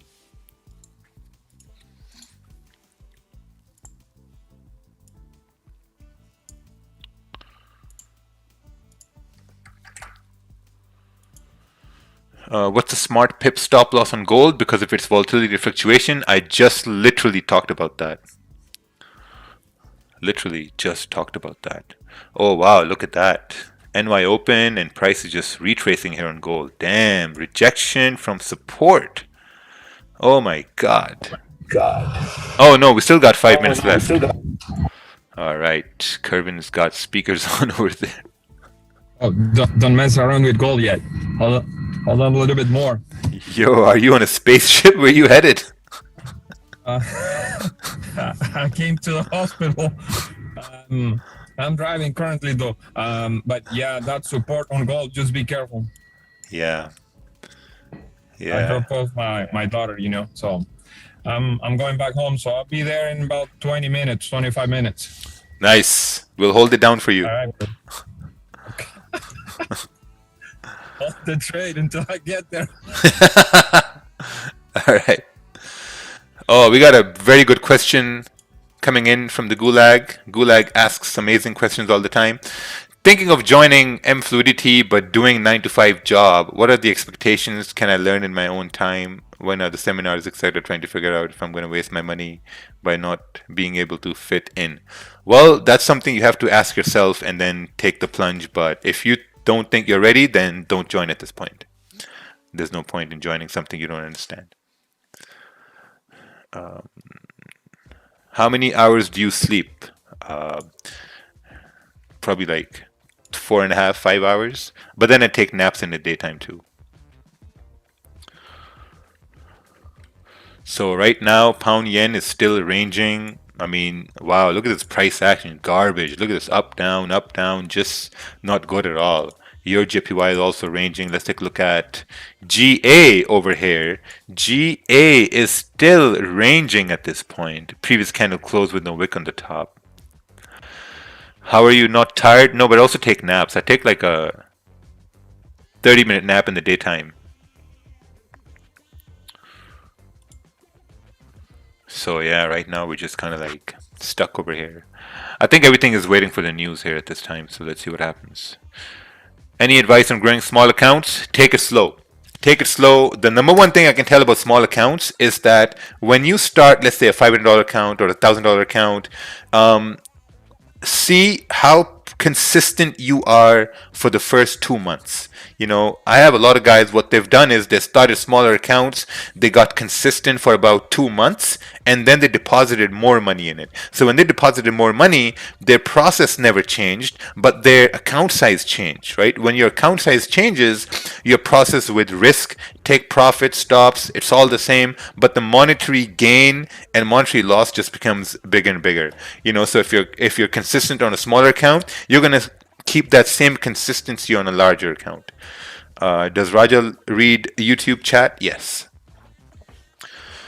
Can you look at my labeled chart trade idea? Let's take a look over here. Oh, actually, let's focus on gold over here as well. We're moving into NY Open here pretty soon, in about a minute and a half. Let's quickly take a look at this chart here. This is pound AUD, first TP over here. You're looking for buys, waiting for the candle to close above. Nice, you got resistance over here too. Pretty good, pretty good. What do you think about suggestions for sleeping from 6 to 8 hours because health and that stuff? I don't really think about that at all.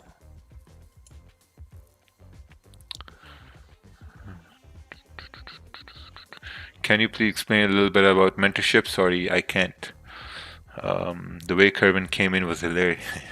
Yeah, Kervin came in like he was on a spaceship. Hey guys! Hey, be careful, be careful. What this ranging means to you, what's next big bull move or fall, any fundamental, like, you know, the way price is just ranging, this just tells me that there's something cooking, you know, something big is about to happen. And when we look at the news over here, the only thing we can see is like there's retail sales about to happen. Now, I'm not sure whether these numbers are going to be highly inflated or highly deflated, because even if the numbers are highly inflated or deflated, the change in USD is going to have a change on the yen as well. You know, not as big of a change, but that may move pound yen over here, and definitely that's going to move gold here as well. So let's just wait and see what happens. Other than that, if there's any breaking news, I have no idea what kind of effect they're going to have on the markets. So we're about to break this low over here. Oh wow, NY Open started right here. We got to break below 1744 to continue down. 1744, 1744.30. Yeah, nothing's happening at this point. Look at that rejection. They didn't break the low, nothing. Look at this 30-minute candle over here too. See, as it's retracing, damn, look at that retracement. I hope no one got in sells on gold. And straight drawdown. What about Euro USD? You need to send a chart for your USD. Why do you don't talk about your course? Because the live streams are not meant to advertise. I don't know. I think the time I'm going to spend in advertising something I do, I mean, we could do something much more constructive than wasting time like that. So I think it's a waste of time if I talk about that. Why is 8 a.m. called NY Open when NYSE opens at 9:30? Well, just read what you just said. 8 a.m. is NY Open and 9:30 is NYSE Open. You just answered your own question. All right, let's take a look at this Euro AUD analysis sent in by PNTFUT. Let's take a look at this chart. This is Euro AUD, buys above 1.54600, sells below 1.54500. Perfect, man. Price is ranging. You got clean candles to the left-hand side. I hope we have clean candles on the left-hand side as we move down as well. Yeah, this is perfect. Perfect range. We need perfect breaks out of this range. Do you recommend to set weekly targets? I don't think so. I don't think weekly targets are going to help you. I don't know. I have a different view about it, right? And my view on weekly targets is that if, let's say, your weekly target is 10%, right? 10% is your weekly target. And it's Thursday, and on Thursday, you're at 6%. You've taken losses on Wednesday, you took a win on Thursday, you're at 6%, and now you're like, oh man, I got to make 4% now.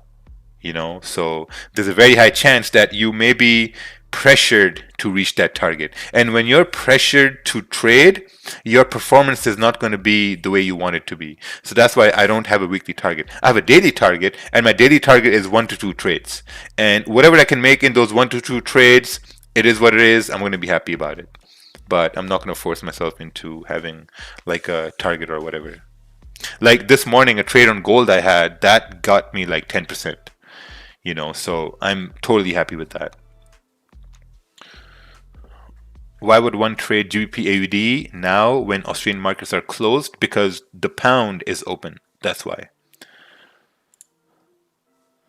Oh wow, nice. Abdullah had a nice TP over here on gold, and the market just bounced back. Wow, look at that. There's a song in our language, it's called Bounce Below. Bounce below, bounce below.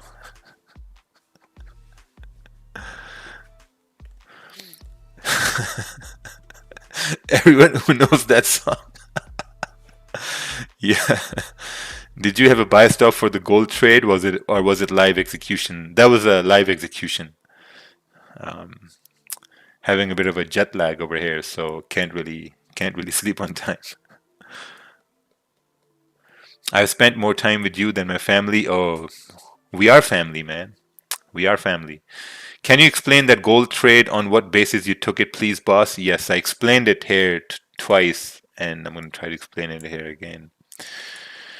We had rejection here, candle closed above. I looked at the time. We were going into pre-London. Pre-London has a lot of volume. And for people who don't know about pre-London volume, you can go to this website over here. I'm going to paste this in the gulag here right now. And pre-London volume is from 1:30 a.m. Eastern till 3 a.m. Eastern, right? Pre-London. So it was in pre-London. Candle closed above this area, took a buy over here, had clean traffic to the left-hand side, and it just went up.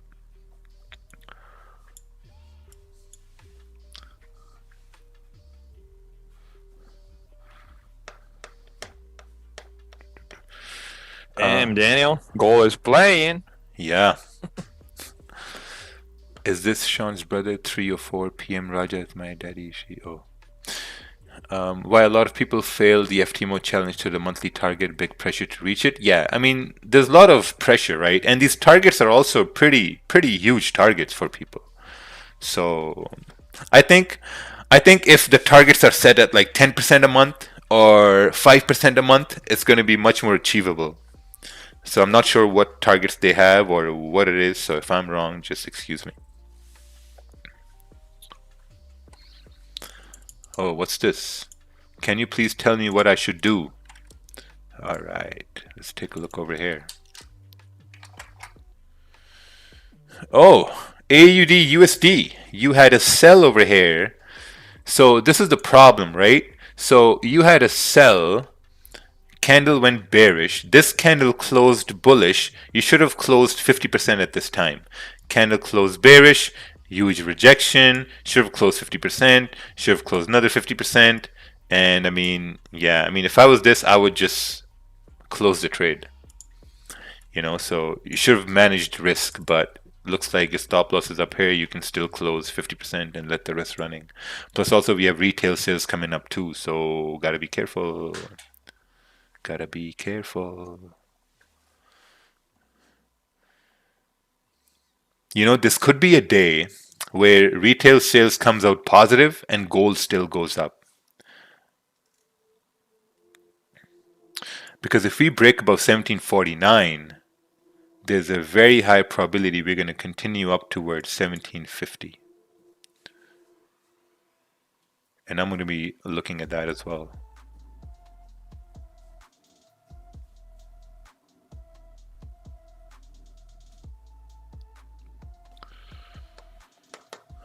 We have about 23 minutes left for the retail sales data. So let's see what happens here. We're slowly pushing up at this point now.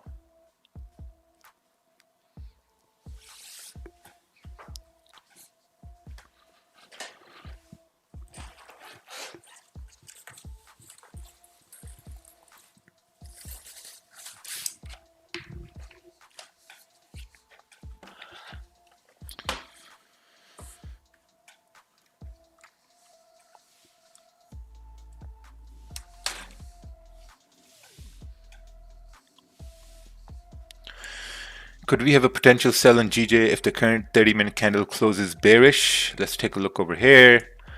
Yeah, I mean, let's measure this range here. Could be till down to the support. I mean, now when we look at the, I mean, yeah, so if we do get a candle closing bearish, I think we can do something like this. You know, this could be our new range if a candle closes bearish. But if it doesn't close bearish, then we're going to have the same range right over here. So that's a pretty good idea. So let's see what happens here.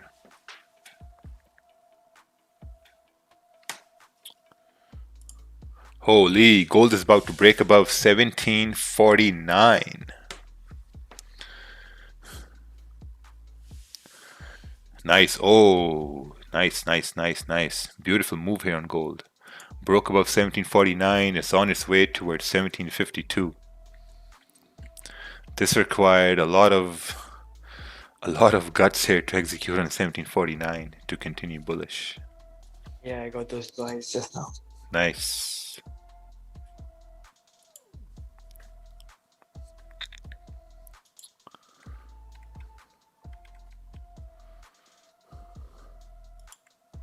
Super, super, super quick. See, if we're breaking above this area, it may be true that with this retail sales, it should continue moving up towards, you know, 1752, 1753 even. Let's take a look on the 4-hour time frame. Yeah, we've broken above this area now. Potential buy is above 1749. I think it's on its way towards 1752 at this point.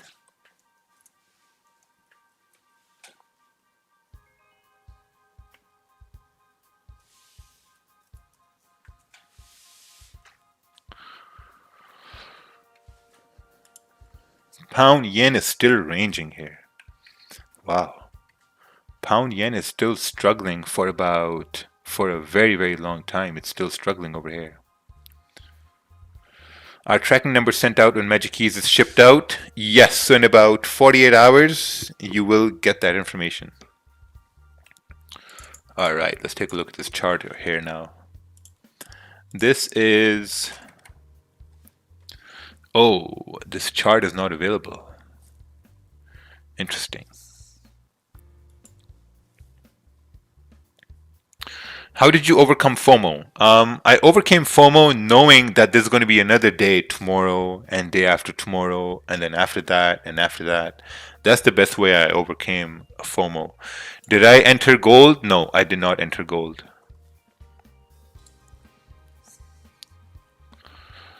I want to see how this thing is going to close. Let's take a look over here.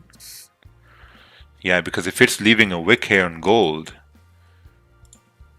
we should have another opportunity to continue up. And I think another opportunity now, we're moving in really, really high volume here. We've rejected the support down over here and down over here. I think if we break these highs again, there's a very high probability we can fill this wick and then continue on towards 1752 before the news. So I haven't executed. I'm probably going to execute above that area there and then continue moving up.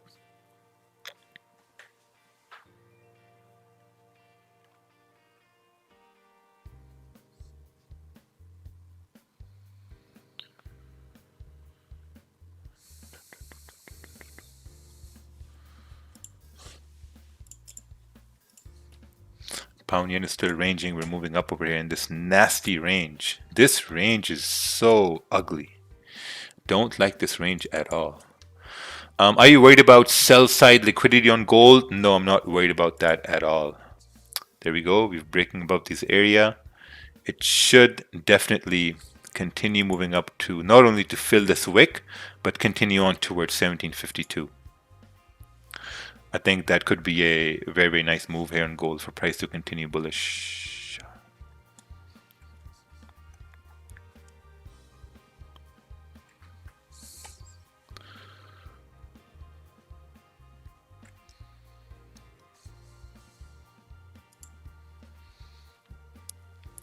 What do you see about Euro USD? I'm not sure. I think you need to send a chart. And then we can take a look at your chart and maybe guide you accordingly.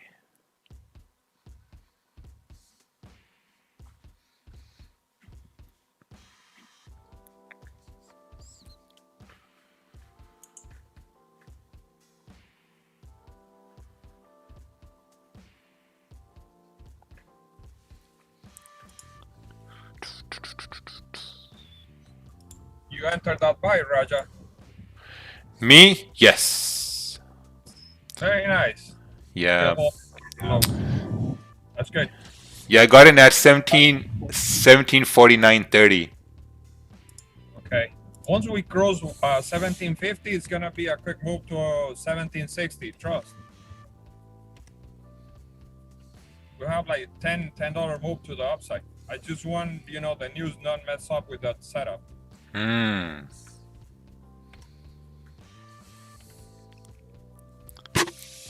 Yeah, that's the only thing. Yeah, it's clean traffic to the upside. But good.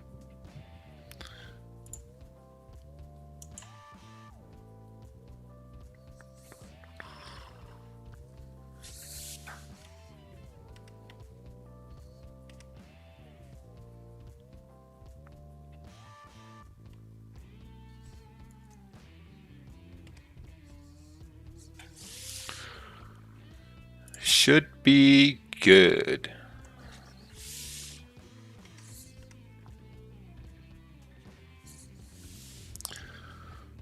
Let's take a look at this pound yen over here. Pound yen is still struggling at this point, not sure what to do.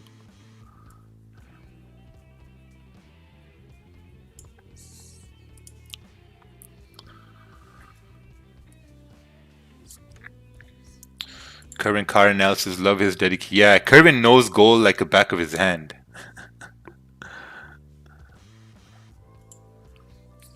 Kerwin, Brazil loves you. Almost up 10 pips at this point.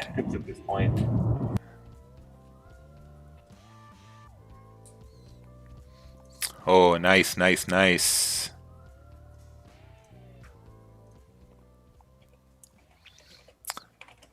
Nice. Look at this right here. Look at this right here. 18 pips, 17 pips, $1,800. Beautiful. Just like we talked about. She's moving up. Yep.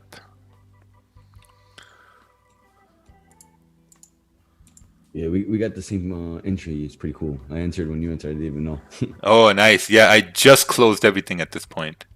Nice, buddy. Nice, nice. 20 pips.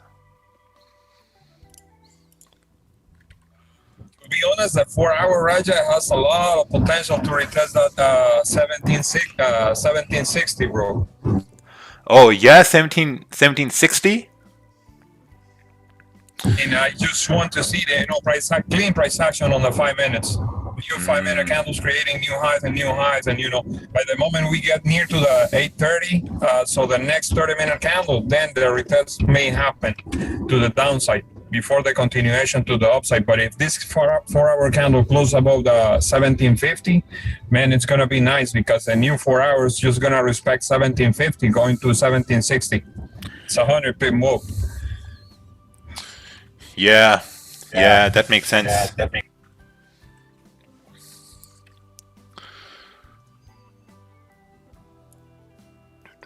É, pô. O cara chega aqui e fala: olha, pau é pau. Aí vem Samuel. All right. So pound yen is still stuck over here. Not sure what's happening here. But this analysis was perfect. 5-minute candle retracing, came up to break this high, took a buy at this point, price went up, secured positions, and amazing. Beautiful. So if Gulag, you guys got this trade, give a like on the stream because it just made sense for price to move up. We had our complete analysis right here too. Above 1749, we're going to continue on towards 1751, 52, shy of 52. The news is about to come in over here in about 10 minutes, and we're going to see how news affects price at this point now.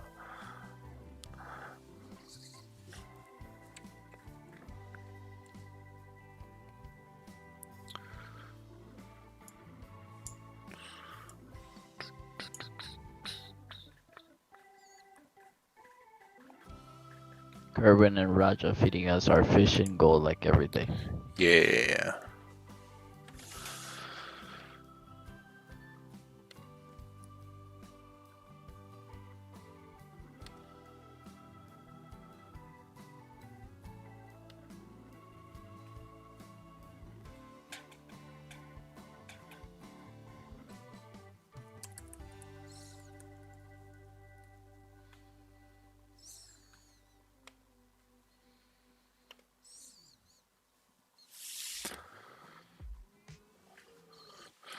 Wow, I closed right at the tip, right at that rejection.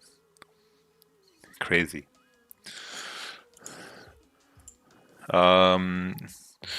Secured $900 with the stop loss at break even. Oh, very nice, very nice. Are you still gonna set up a buy stop and a sell stop on gold? Probably not. Probably not, because this is my second trade over here. So the first trade was accidental. So trade 1 was an accidental GJ sell, which was negative 3 pips. Second one was trade 2. This was the gold buy. It's plus 20 pips.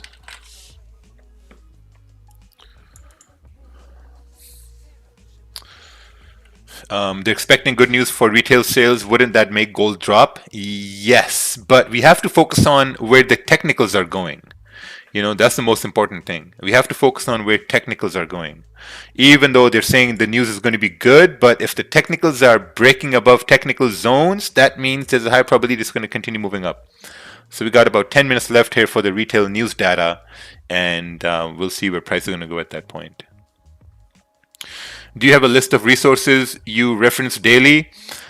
What you see on the screen is exactly what I look at daily. Whatever you see on the screen, whatever I show you guys. Apart from my terminal I have on the side, but this is exactly what I look at here.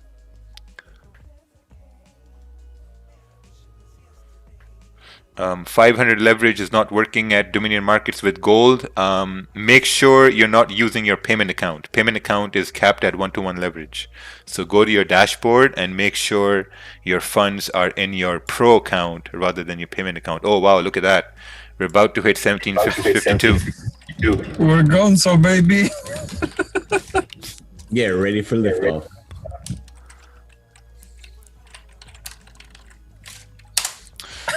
Oh, very nice. Beautiful. 1752 has been tapped. Amazing. Beautiful. What's the name of the indicator that counts pips? That's a part of Magic Keys, basically. That's a part of Magic Keys, but man, look at this. Amazing. 1752 tapped. We analyzed it. Some people executed on it. Amazing.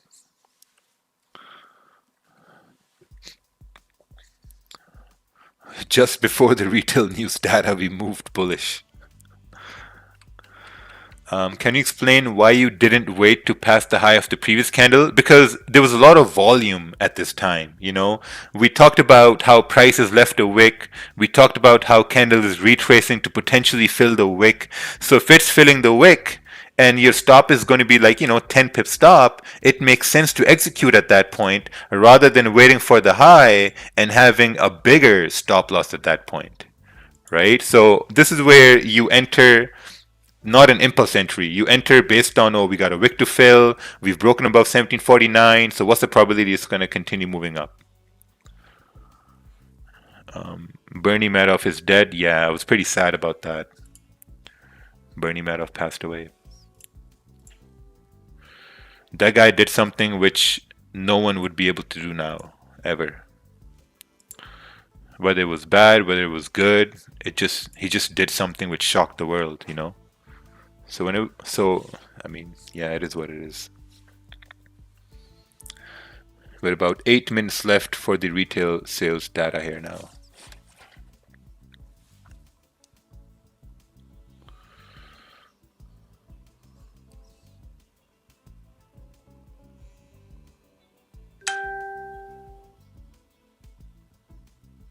Wow, this gold trade was actually just 4-minute trade.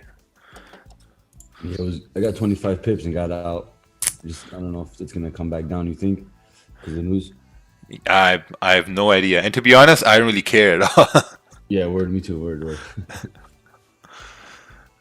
Where was the stop loss you placed? The stop loss was below the 5-minute candle. So if you guys know, when we came to the charts, we were looking at sells below 1744, remember? But we had no confirmation for sells. The only confirmation we got was for buys above 1749. I've had this label since yesterday, and we finally, on the 5-minute, we broke above this area and then executed the trade with volume and continued up.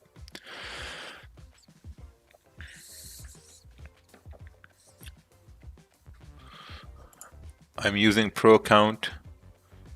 Gold is at 1-250 leverage, not 500. Do I contact support? Yes. Send an email to support and they'll fix that for you. Do you also use 5-minute for GJ entries? No, only for gold, because gold has a lot of volume. That's why typically it's good to use 5-minute on gold, because there's a lot of volume on gold. Because if you look on the 15-minute time frame, there was literally no entry on the 15-minute time frame. Nothing on 15-minute time frame. But on the 5-minute, you had some sort of market structure, wick fill, and continuation. Hey bro, do you live every day? Yes.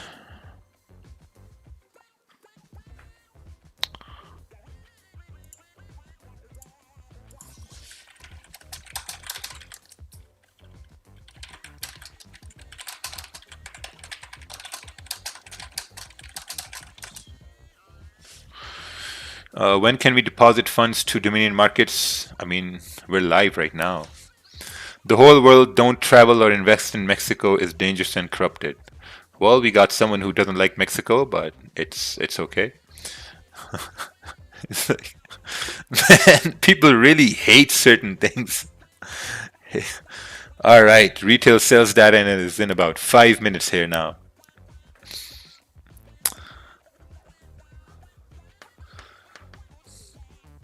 Five minutes left. How retail sales affect market? Well, we shall see in a bit.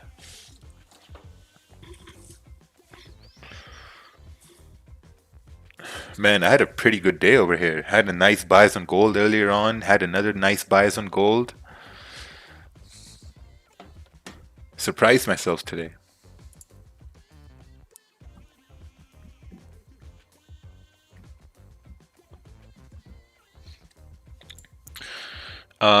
If I set up buy stop and sell stop, where should it be? It is still top and bottom of 30-minute candle? No, that's a huge buy stop and sell stop based on a 30-minute candle. Yeah, I think it's going to be better to wait for the 15-minute candle to close. I don't know, maybe a buy stop above, 1752.40 and something like that. Let's take a look at this over here. Executed buys as the candle breaks the previous high over here. Nice, nice. Stops were down over here. Secured 14 pips. Beautiful. Beautiful. Raja, don't trade GJ anymore. Well, GJ hasn't really shown anything to trade yet since yesterday. So, thanks to Kervin, I've been watching gold here for the last 2 years now and been very successful at it. I don't think I've even lost a trade on gold this year. I've taken like very, very limited trades on gold, only that made sense.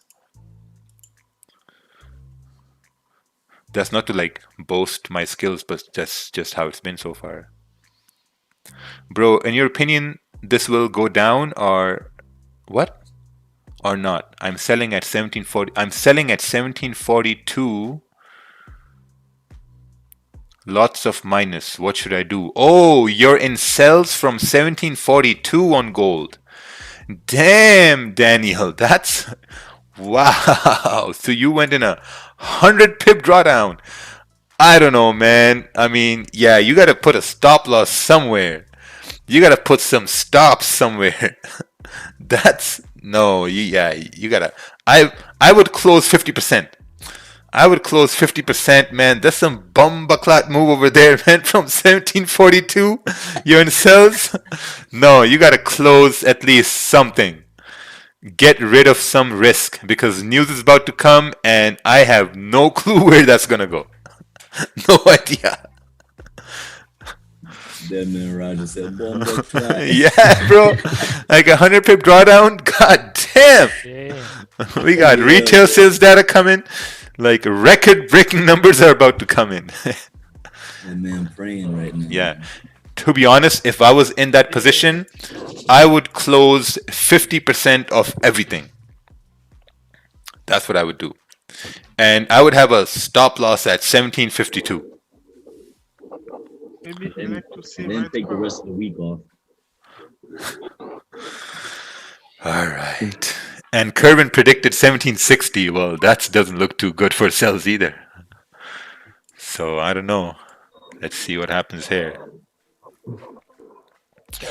We have a minute and a half left.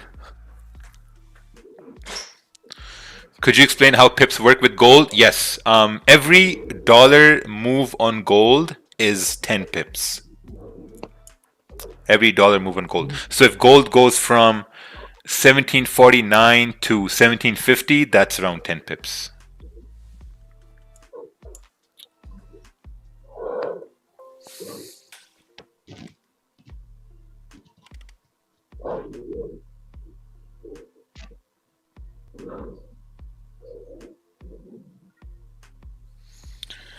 All right.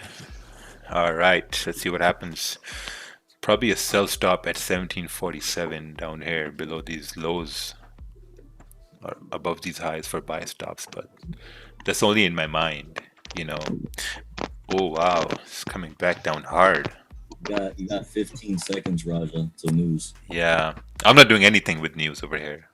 No, me too. I just closed my AU buys off of 77.41 like a few minutes ago for that reason. It's gonna probably wick back down right now before going.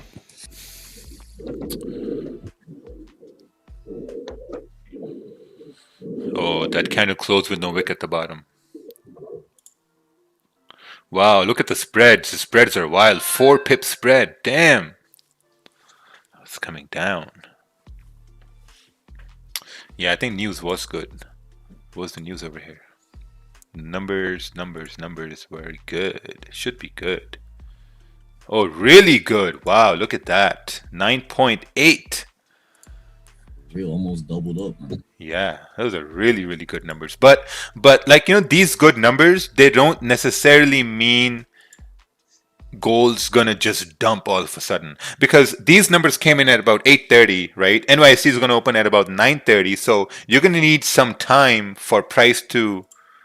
So you're gonna need some time for the market to really absorb the numbers to see where the market's gonna go, right? And I mean, for price to really go down, it has to drop below 1744. And also, these numbers don't mean that gold will drop either.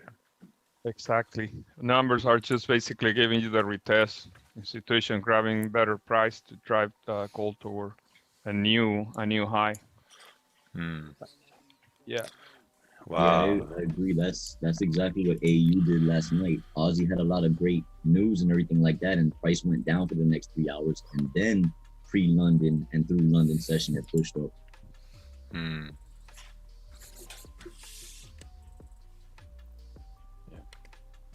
That's what a lot of people think. They think the moment the news drops out, that's like instant reaction into the market. You know what I mean? Like you might have an impulse, but in reality, you gotta wait for it to, situate into the price.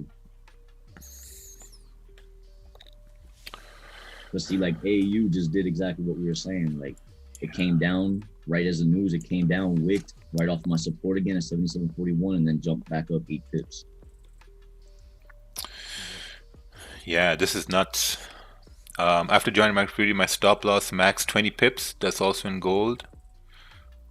30% profit off my account. Oh, nice.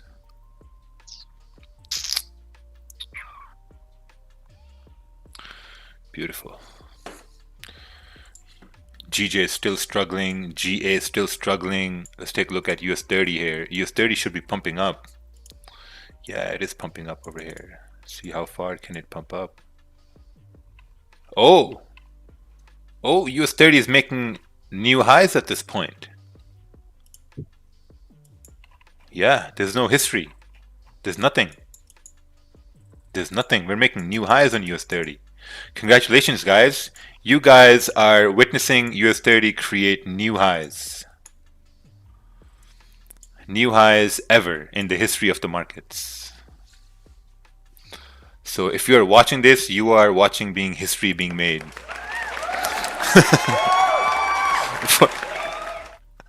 Brazil. For all that it's worth, we're making history right now on US30. Brazil making history in live stream. Yeah, man. Trust. Gold is still pumping over here. See, now the previous candle closed with no wick, right? And this is just pumping. And if we break above 1752.50, we're off. It can't get easier than this, man. I told you the 30-minute candle made sense to give you a pullback, trying to take you out to the later buyers. So far, if you can see here, I have 2 entries over here. I'm running at 90 pips already. Oh, nice. You have an entry at the break of that area right there. So right now, I secure 50% on all positions. Stop loss are in profits already. So I don't care what's going to happen with the new 5-minute candle, because this 5-minute candle should close bullish. Now, if this candle retraces all the way back down, closing bearish, then my positions are going to be secure. I'm not risking anything at this point. But the chances are that the gold is going to continue to the upside. I don't know, this guy holding sells from way below that area, man. It doesn't make sense to me. I think 1736, something like that. 1742. Oh, 1742. Yeah, it's way low. Better than 36, to be honest. Yeah. We don't do 1742. We only do 1942. Right. All right, GG is also pushing up over here now. Let's see if we break above 150 to continue bullish or not. But I'm not going to be taking any more trades here. I'm done for the day. Just got to see if we break above this area or not. The headline is extremely strong, but some of that was based in aftermarket jump, a new car sales in a month. Should have already done the control group metric. Oh. Any explanation on why good Why good news has reacted the way it did to this news? Oh, why gold reacted? There's no explanation. I mean, the only thing I can look at that makes sense is that maybe this was priced in, maybe, but at the same time, I don't really focus on fundamentals at all. I maybe look at fundamentals maybe 2% of the way I trade. Mainly, I just look at technicals, and technically, for price to move up, it made sense. And the way price is moving at this point, like I think if we break above 1752, 30 or 40, I think we can continue moving up at this point.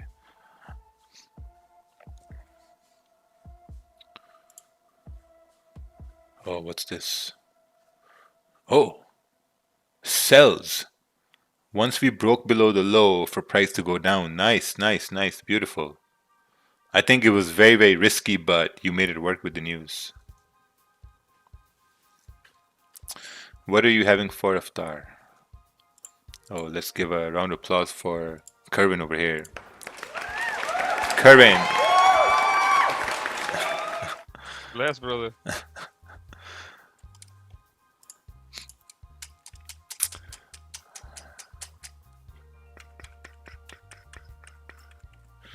How much profit for today? That's irrelevant.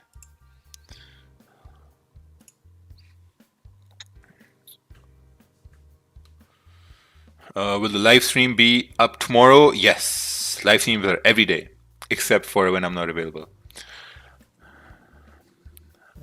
Let's see here.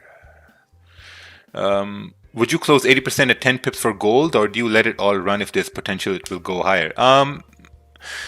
Since gold was moving up over here, when I was in the trade, I was going to close 90% at 10 pips, but it moved so quickly. I was like, well, let's see if it runs till 1752.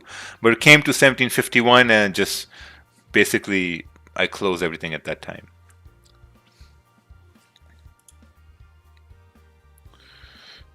See, you'll really need for price to break above 150, 150 on pound yen for it to continue bullish.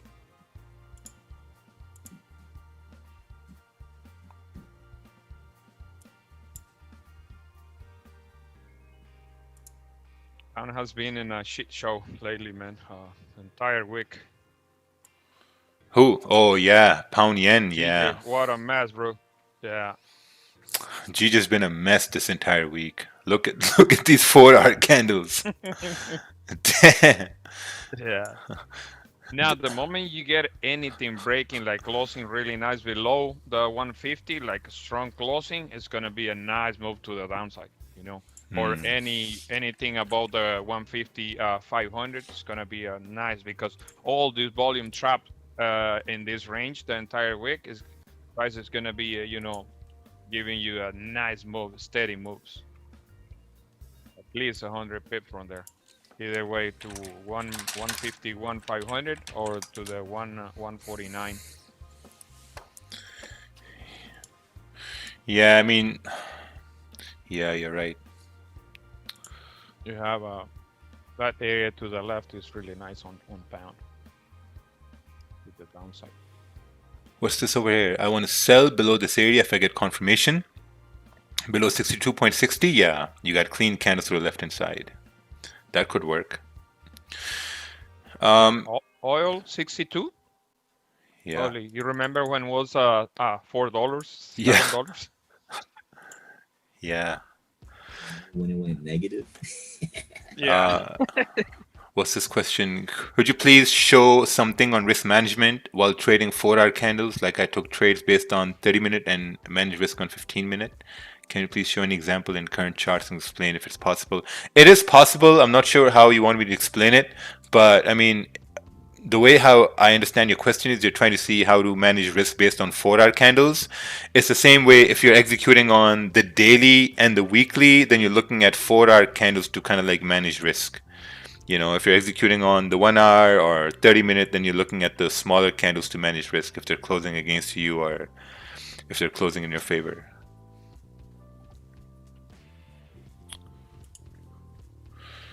Yeah, now gold is in a mess over here. If the USD news was good, why is the euro still ahead? Because USD has nothing to do with the euro. USD retail sales came out super good, so what the hell is happening with EU? All right, let's take a look here. Euro USD. Oh. Maybe this move down was where news was priced in, you know. So never count on news to break zones, you know. Count on technical levels to be broken based on technical analysis. You know, we had support over here. News didn't break the support. If it broke the support, then we could have moved further down to the next support. But it didn't. It respected the support. So there was no reason for it to break the support. Does Magic Keys work on MacBook Pro? Yes.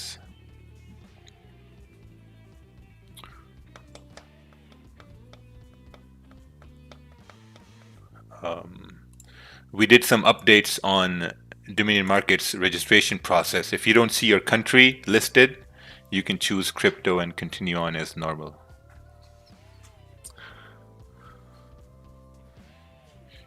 Yupko, 14 years old. Pag patuloy mo lang man keep learning butimaga kang nagstart. Makes sense, makes sense. Translate. Yeah, that was Philippines. I think Philippines or Indonesian, I don't know. I was just reading something someone wrote. Do you play any sports? Yes, I play table tennis now. Wow, it looks like gold is coming back down towards 1744. See, if we're going to break 1744, these really, really amazing numbers, they'll get absorbed into the market, and then we're going to start falling down. Because, wow, look at these, man. Fucking amazing numbers over here. 5, even unemployment claims. 200,000 less people filed for unemployment. So I think with NYC Open, we should see a break below 1744 if it's going to happen.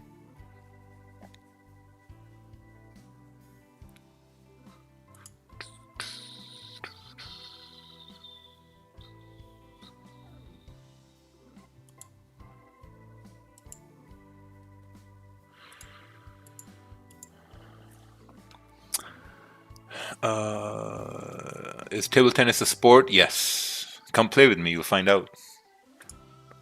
Table tennis is extremely hard sport.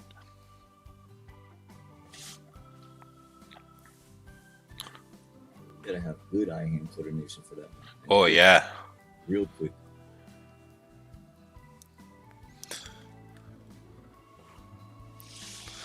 Yeah, really quick. You grab the racket, you go boom, boom, boom, boom.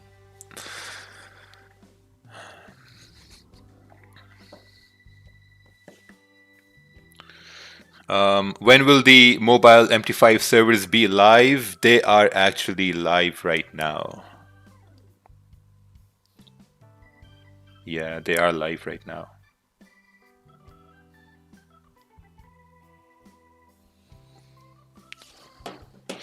What's this? Hey boss, my zones are always correct like you. Everything I observe but not getting idea about golden line on zone. How exactly you draw an exact wick. Oh, the golden line. I could easily create a strategy and say, hey, this is a golden line strategy, but it's not. It's basically it's a visual clue for myself. So I basically have a golden line, let's say at 150 to tell me that if we break this area, then there's a possibility for price to move up. That's all what it is. I just put this line to like give myself a visual cue where price is going to move after this.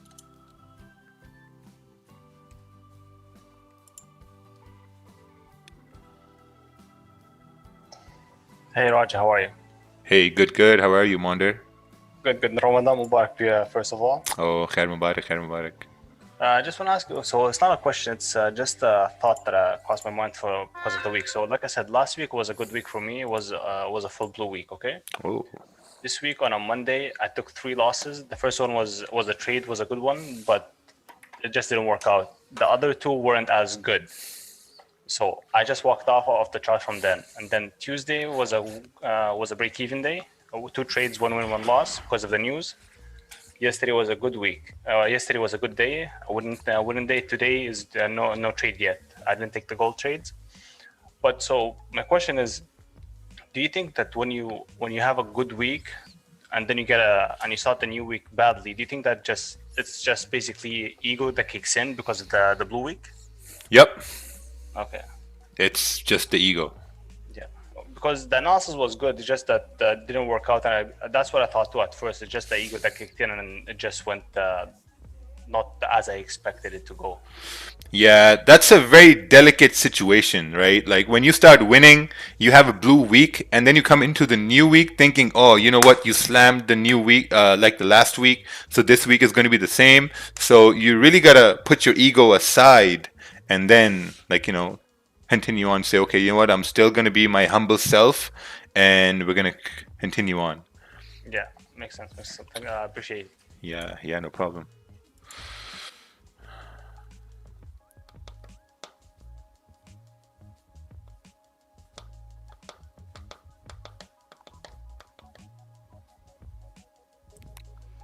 Yeah, one thing is, I think on Monday you definitely, if your first trade was a loss, I don't think you should have taken the other two because, like Raja said, and I've been really like listening to that in my mind all day, is that if your Monday is a good day, it pretty much sets the pace for the week. Because I had a winning trade on Monday, and since it was on Mondays and Fridays, I have a rule that I only take one trade and one trade only. My Monday was a win, and I left it at that, and then this week has been very, very good. Yeah, I agree with what you're saying, but what happened with me is the Monday I took the trade and it literally still was stopped at -2 pips or so. So it was just a probability it wasn't there, but the setup is the same setup as always I've taken. The problem with the second trade was that I was waiting for the candle to break the low to take a sell position, and I didn't wait for it. I just took it before it broke. So the candle went against me. That's what happened with the second trade. And the third trade was an impulsive trade because I was trading with 2 of my other buddies. They were taking positions, and I just jumped in impulsively just because I was in a losing streak for the day. That's what happened. Okay, understandable. Hey, Raja, I have a question, so I'm gonna send a chart in the Zoom so I can use it as reference. Okay.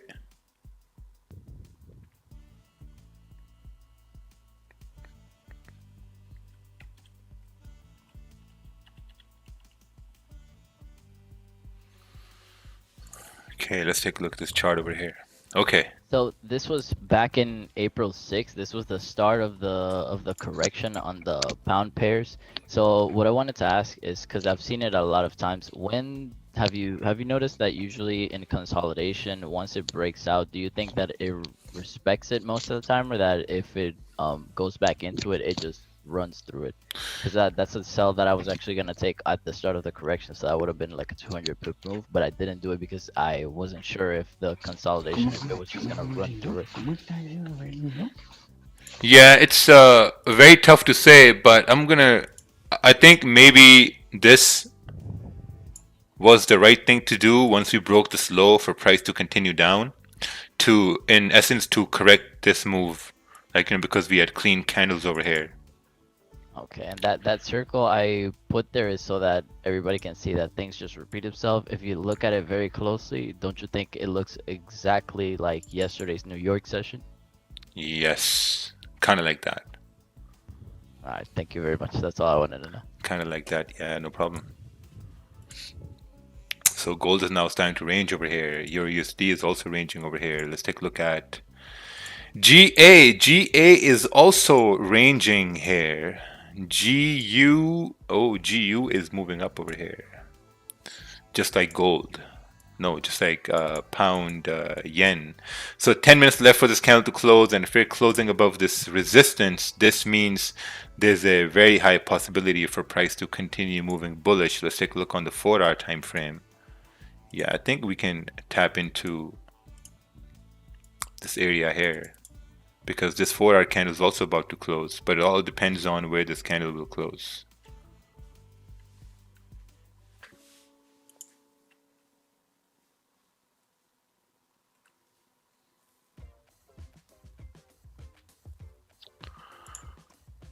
Let's take a look at this chart over here. Buys if we close above 150, 120. See, I was actually looking at that, but if we do break above this area, there's a 9 pip range till the nearest, minor resistance right over here. So it could be a little bit tricky. So you could basically, you could count on volume to continue pushing price, but I'll be very careful about that. Also, it's going to be start of the new 4-hour candle here as well. And if you look on the 4-hour candle, you need this candle to kind of like break above this area to have enough confidence that, okay, now we can continue moving bullish. Can we trade on Dominion markets using crypto? If yes, what crypto? I think everything is on the website there once you sign in into your dashboard.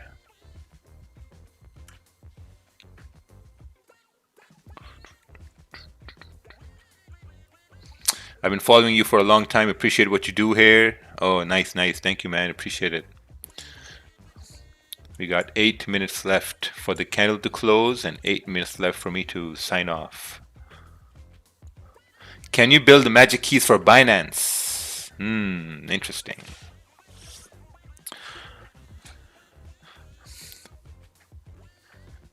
Maybe not. What's this? What kind of an answer is that? Can you please tell me what answer you're talking about? I answer like 10 questions every minute.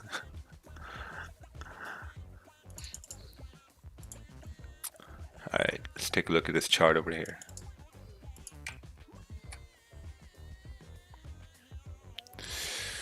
This is SPX 500. Oh, I remember this. We were consolidating. Someone sent a chart about this earlier on.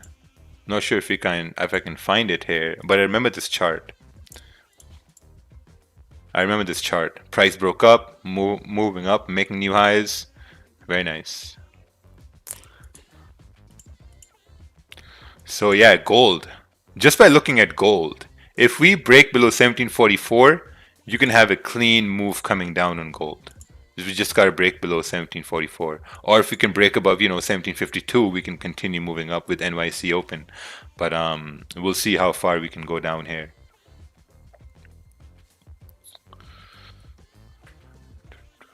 When is the debit deposits coming? Probably in a couple of weeks, not anytime soon.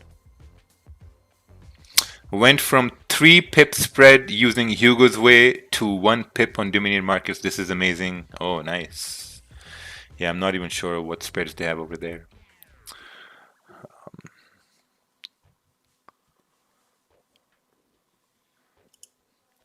So yeah, slowly we're coming to the end here. What time is it? We got 7 minutes left.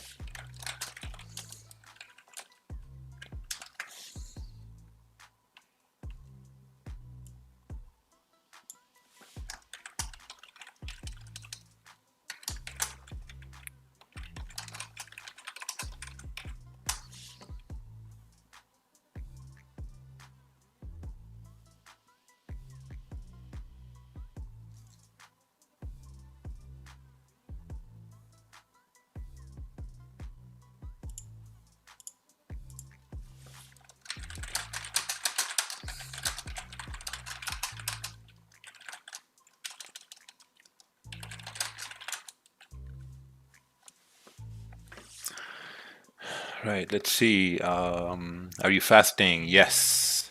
So you can see right now, pound yen is just ranging over here. There was no trade. There was nothing at this point. Absolutely nothing. Just ranging. And when price is ranging, it's really important to kind of like identify when price is ranging and just tell yourself, okay, like, you know what, maybe today is not the right day to trade pound yen. Because if you look on the 4-hour time frame on pound yen, let's do some analysis here, right? All together. Let's do some analysis here. So this is not a good price action to trade. Now on the 4-hour time frame, it's a lot messy. On the 1-hour time frame, it's even more messy, even though you can see some more information there. But this is not the right time to trade. Now these are really good conditions to trade, right? So when you're looking at sort of like bigger ideas on pairs, I think a much better and bigger idea is going to be above 151, I would say, because you can clearly see if we break above 151, you have all this clean candles to the left hand side, right? So if you're really waiting for a price to like move on pound yen, I think a break above 150, even 150,900 would be a much better opportunity, because then you can easily say that, okay, we have clean traffic to the left hand side, and this will be a much better opportunity for price to move up. In the same way, like, you know what, we're at the same time we're waiting for a break below 149,840, which is right down over here below the support, and then we can continue on moving down. So we'll have to wait and see what happens now. But so far, man, this range is absolutely disgusting. Ugly, ugly range.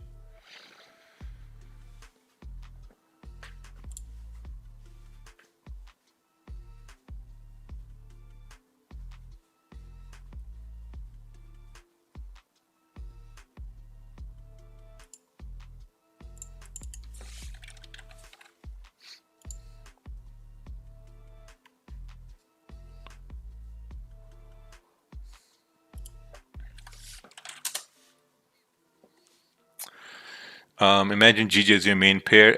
It is my main pair. So that's why I'm slowly, like, you know, I've been looking at gold here as well.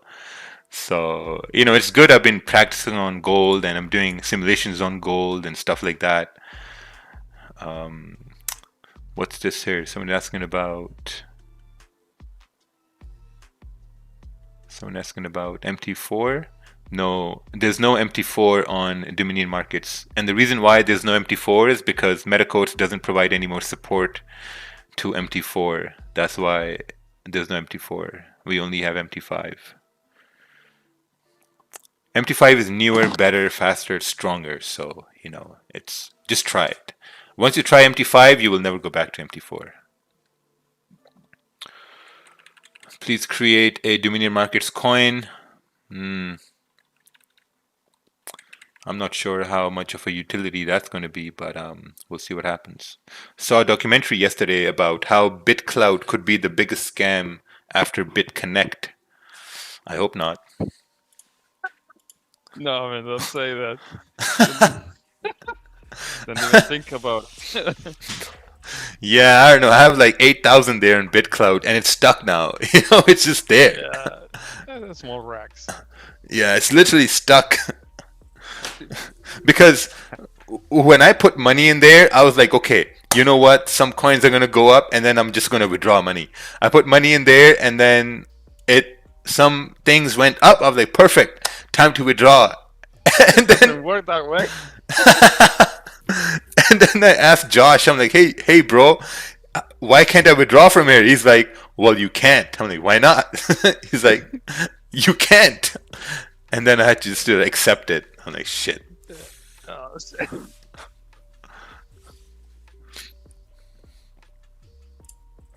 Yeah, it is what it is.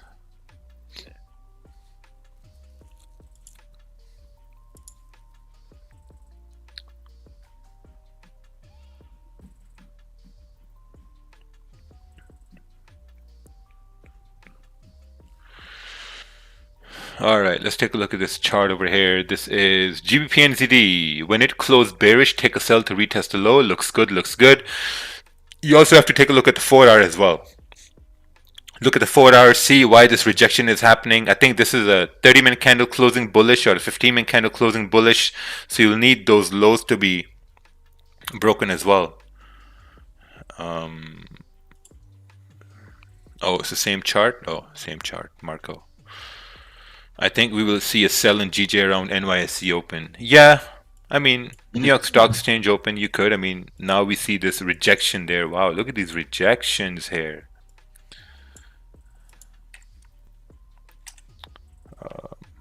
Let's adjust the zone over here. Yeah, these are the rejections we have now.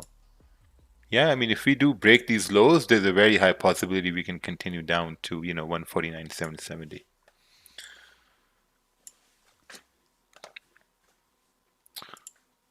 So you wasted 8 racks basically. I don't know. I'm very optimistic about it. But if it goes public, then those 8 racks are going to become a couple 100,000. Yeah, and then it's going to be like,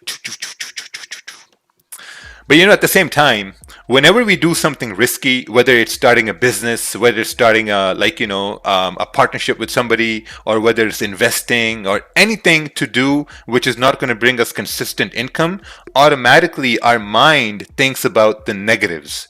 We think about, oh, what if this happens? What if we lose money? What if this happens or that happens? We need to be constantly thinking about, okay, what if we do get sales in the business? Or what if it does go public? What if we do make money with this? Like a lot of times we talk ourselves out of investments or businesses or partnerships by only thinking about the negatives. When you think about the negatives of an outcome, you will never be successful, and that's just how it is.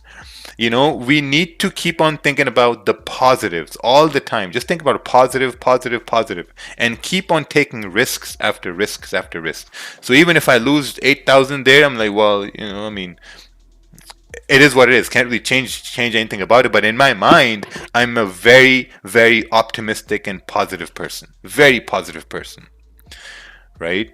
So I mean, whatever you do in life, man, just do things with utmost certainty and positivity. Without positivity, nothing's gonna work, because all the people you have around you, they'll tell you negative things all day long.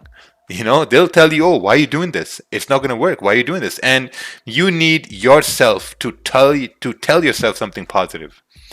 You can't be like other people who tell you negative things, man. No, you are your own best friend. If you're not going to tell yourself things positive every day, things are never going to work out.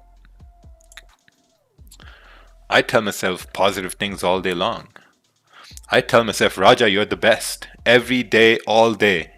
I wake up and tell myself, man, I'm the best. I'm the best. I'm the best. Whether people believe it or not, I believe it in myself that I'm the best.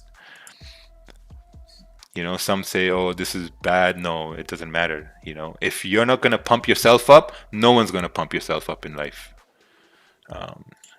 Yeah, GU is also ranging over here. Damn, crazy GU over here.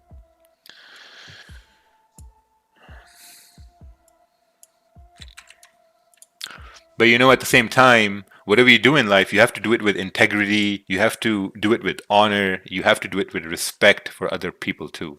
And then you're going to go far.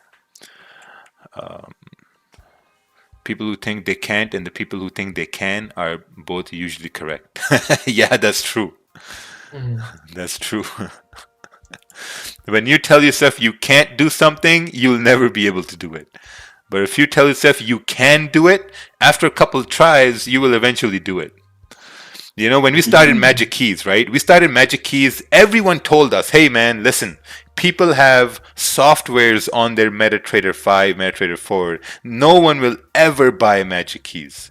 We've sold over, I'm not going to say it, but we've done really well with Magic Keys.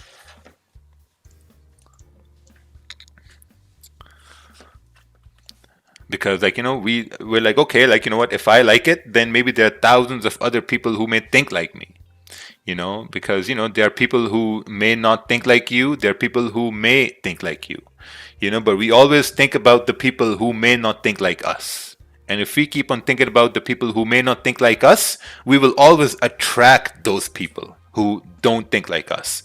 But if we think about people who think like us, we will always attract people who think like us. Just like when I started these live streams, people said, oh, don't do it, no one's going to join, they're worthless, like it's a bad idea. Now look what's happening around us. We have a whole fucking army of people doing live streams. New York session live streams, Asian session live streams, London session live streams. We got fucking 4 fucking London session live streams running at the same time. That's true, man. Yeah. It's a new wave of trading. Yeah, man. We got people paying people for live streams. God damn. You gotta. That's the worst thing. Yeah. You gotta. For a live stream to get fucked, to get them. So I said it. I'm sorry. You gotta innovate in life, man. Do things that other people don't want to do. If you fail, so what? You fail. So what? You know, if you fail, you fail. If you win big. You know, life is an experience, man. You got to experience everything in life. Like, I'm trying to move out of Canada. Some people are saying, oh, don't do it. It's a bad idea. I'm like, well, so what? Let's see what happens. Do it. Trust me. Yeah. Yeah, let's see what happens. Pretty excited. All right, everybody, I'm going to head off over here. It was a nice session here today. If pound yen breaks below 149.750, amazing move they're gonna have down to the support till 149, 600. But if not, it is what it is. Take care, and we'll see you tomorrow. Thank you. Bahamas. Yeah, Bahamas. Oh, see you. Bahamas.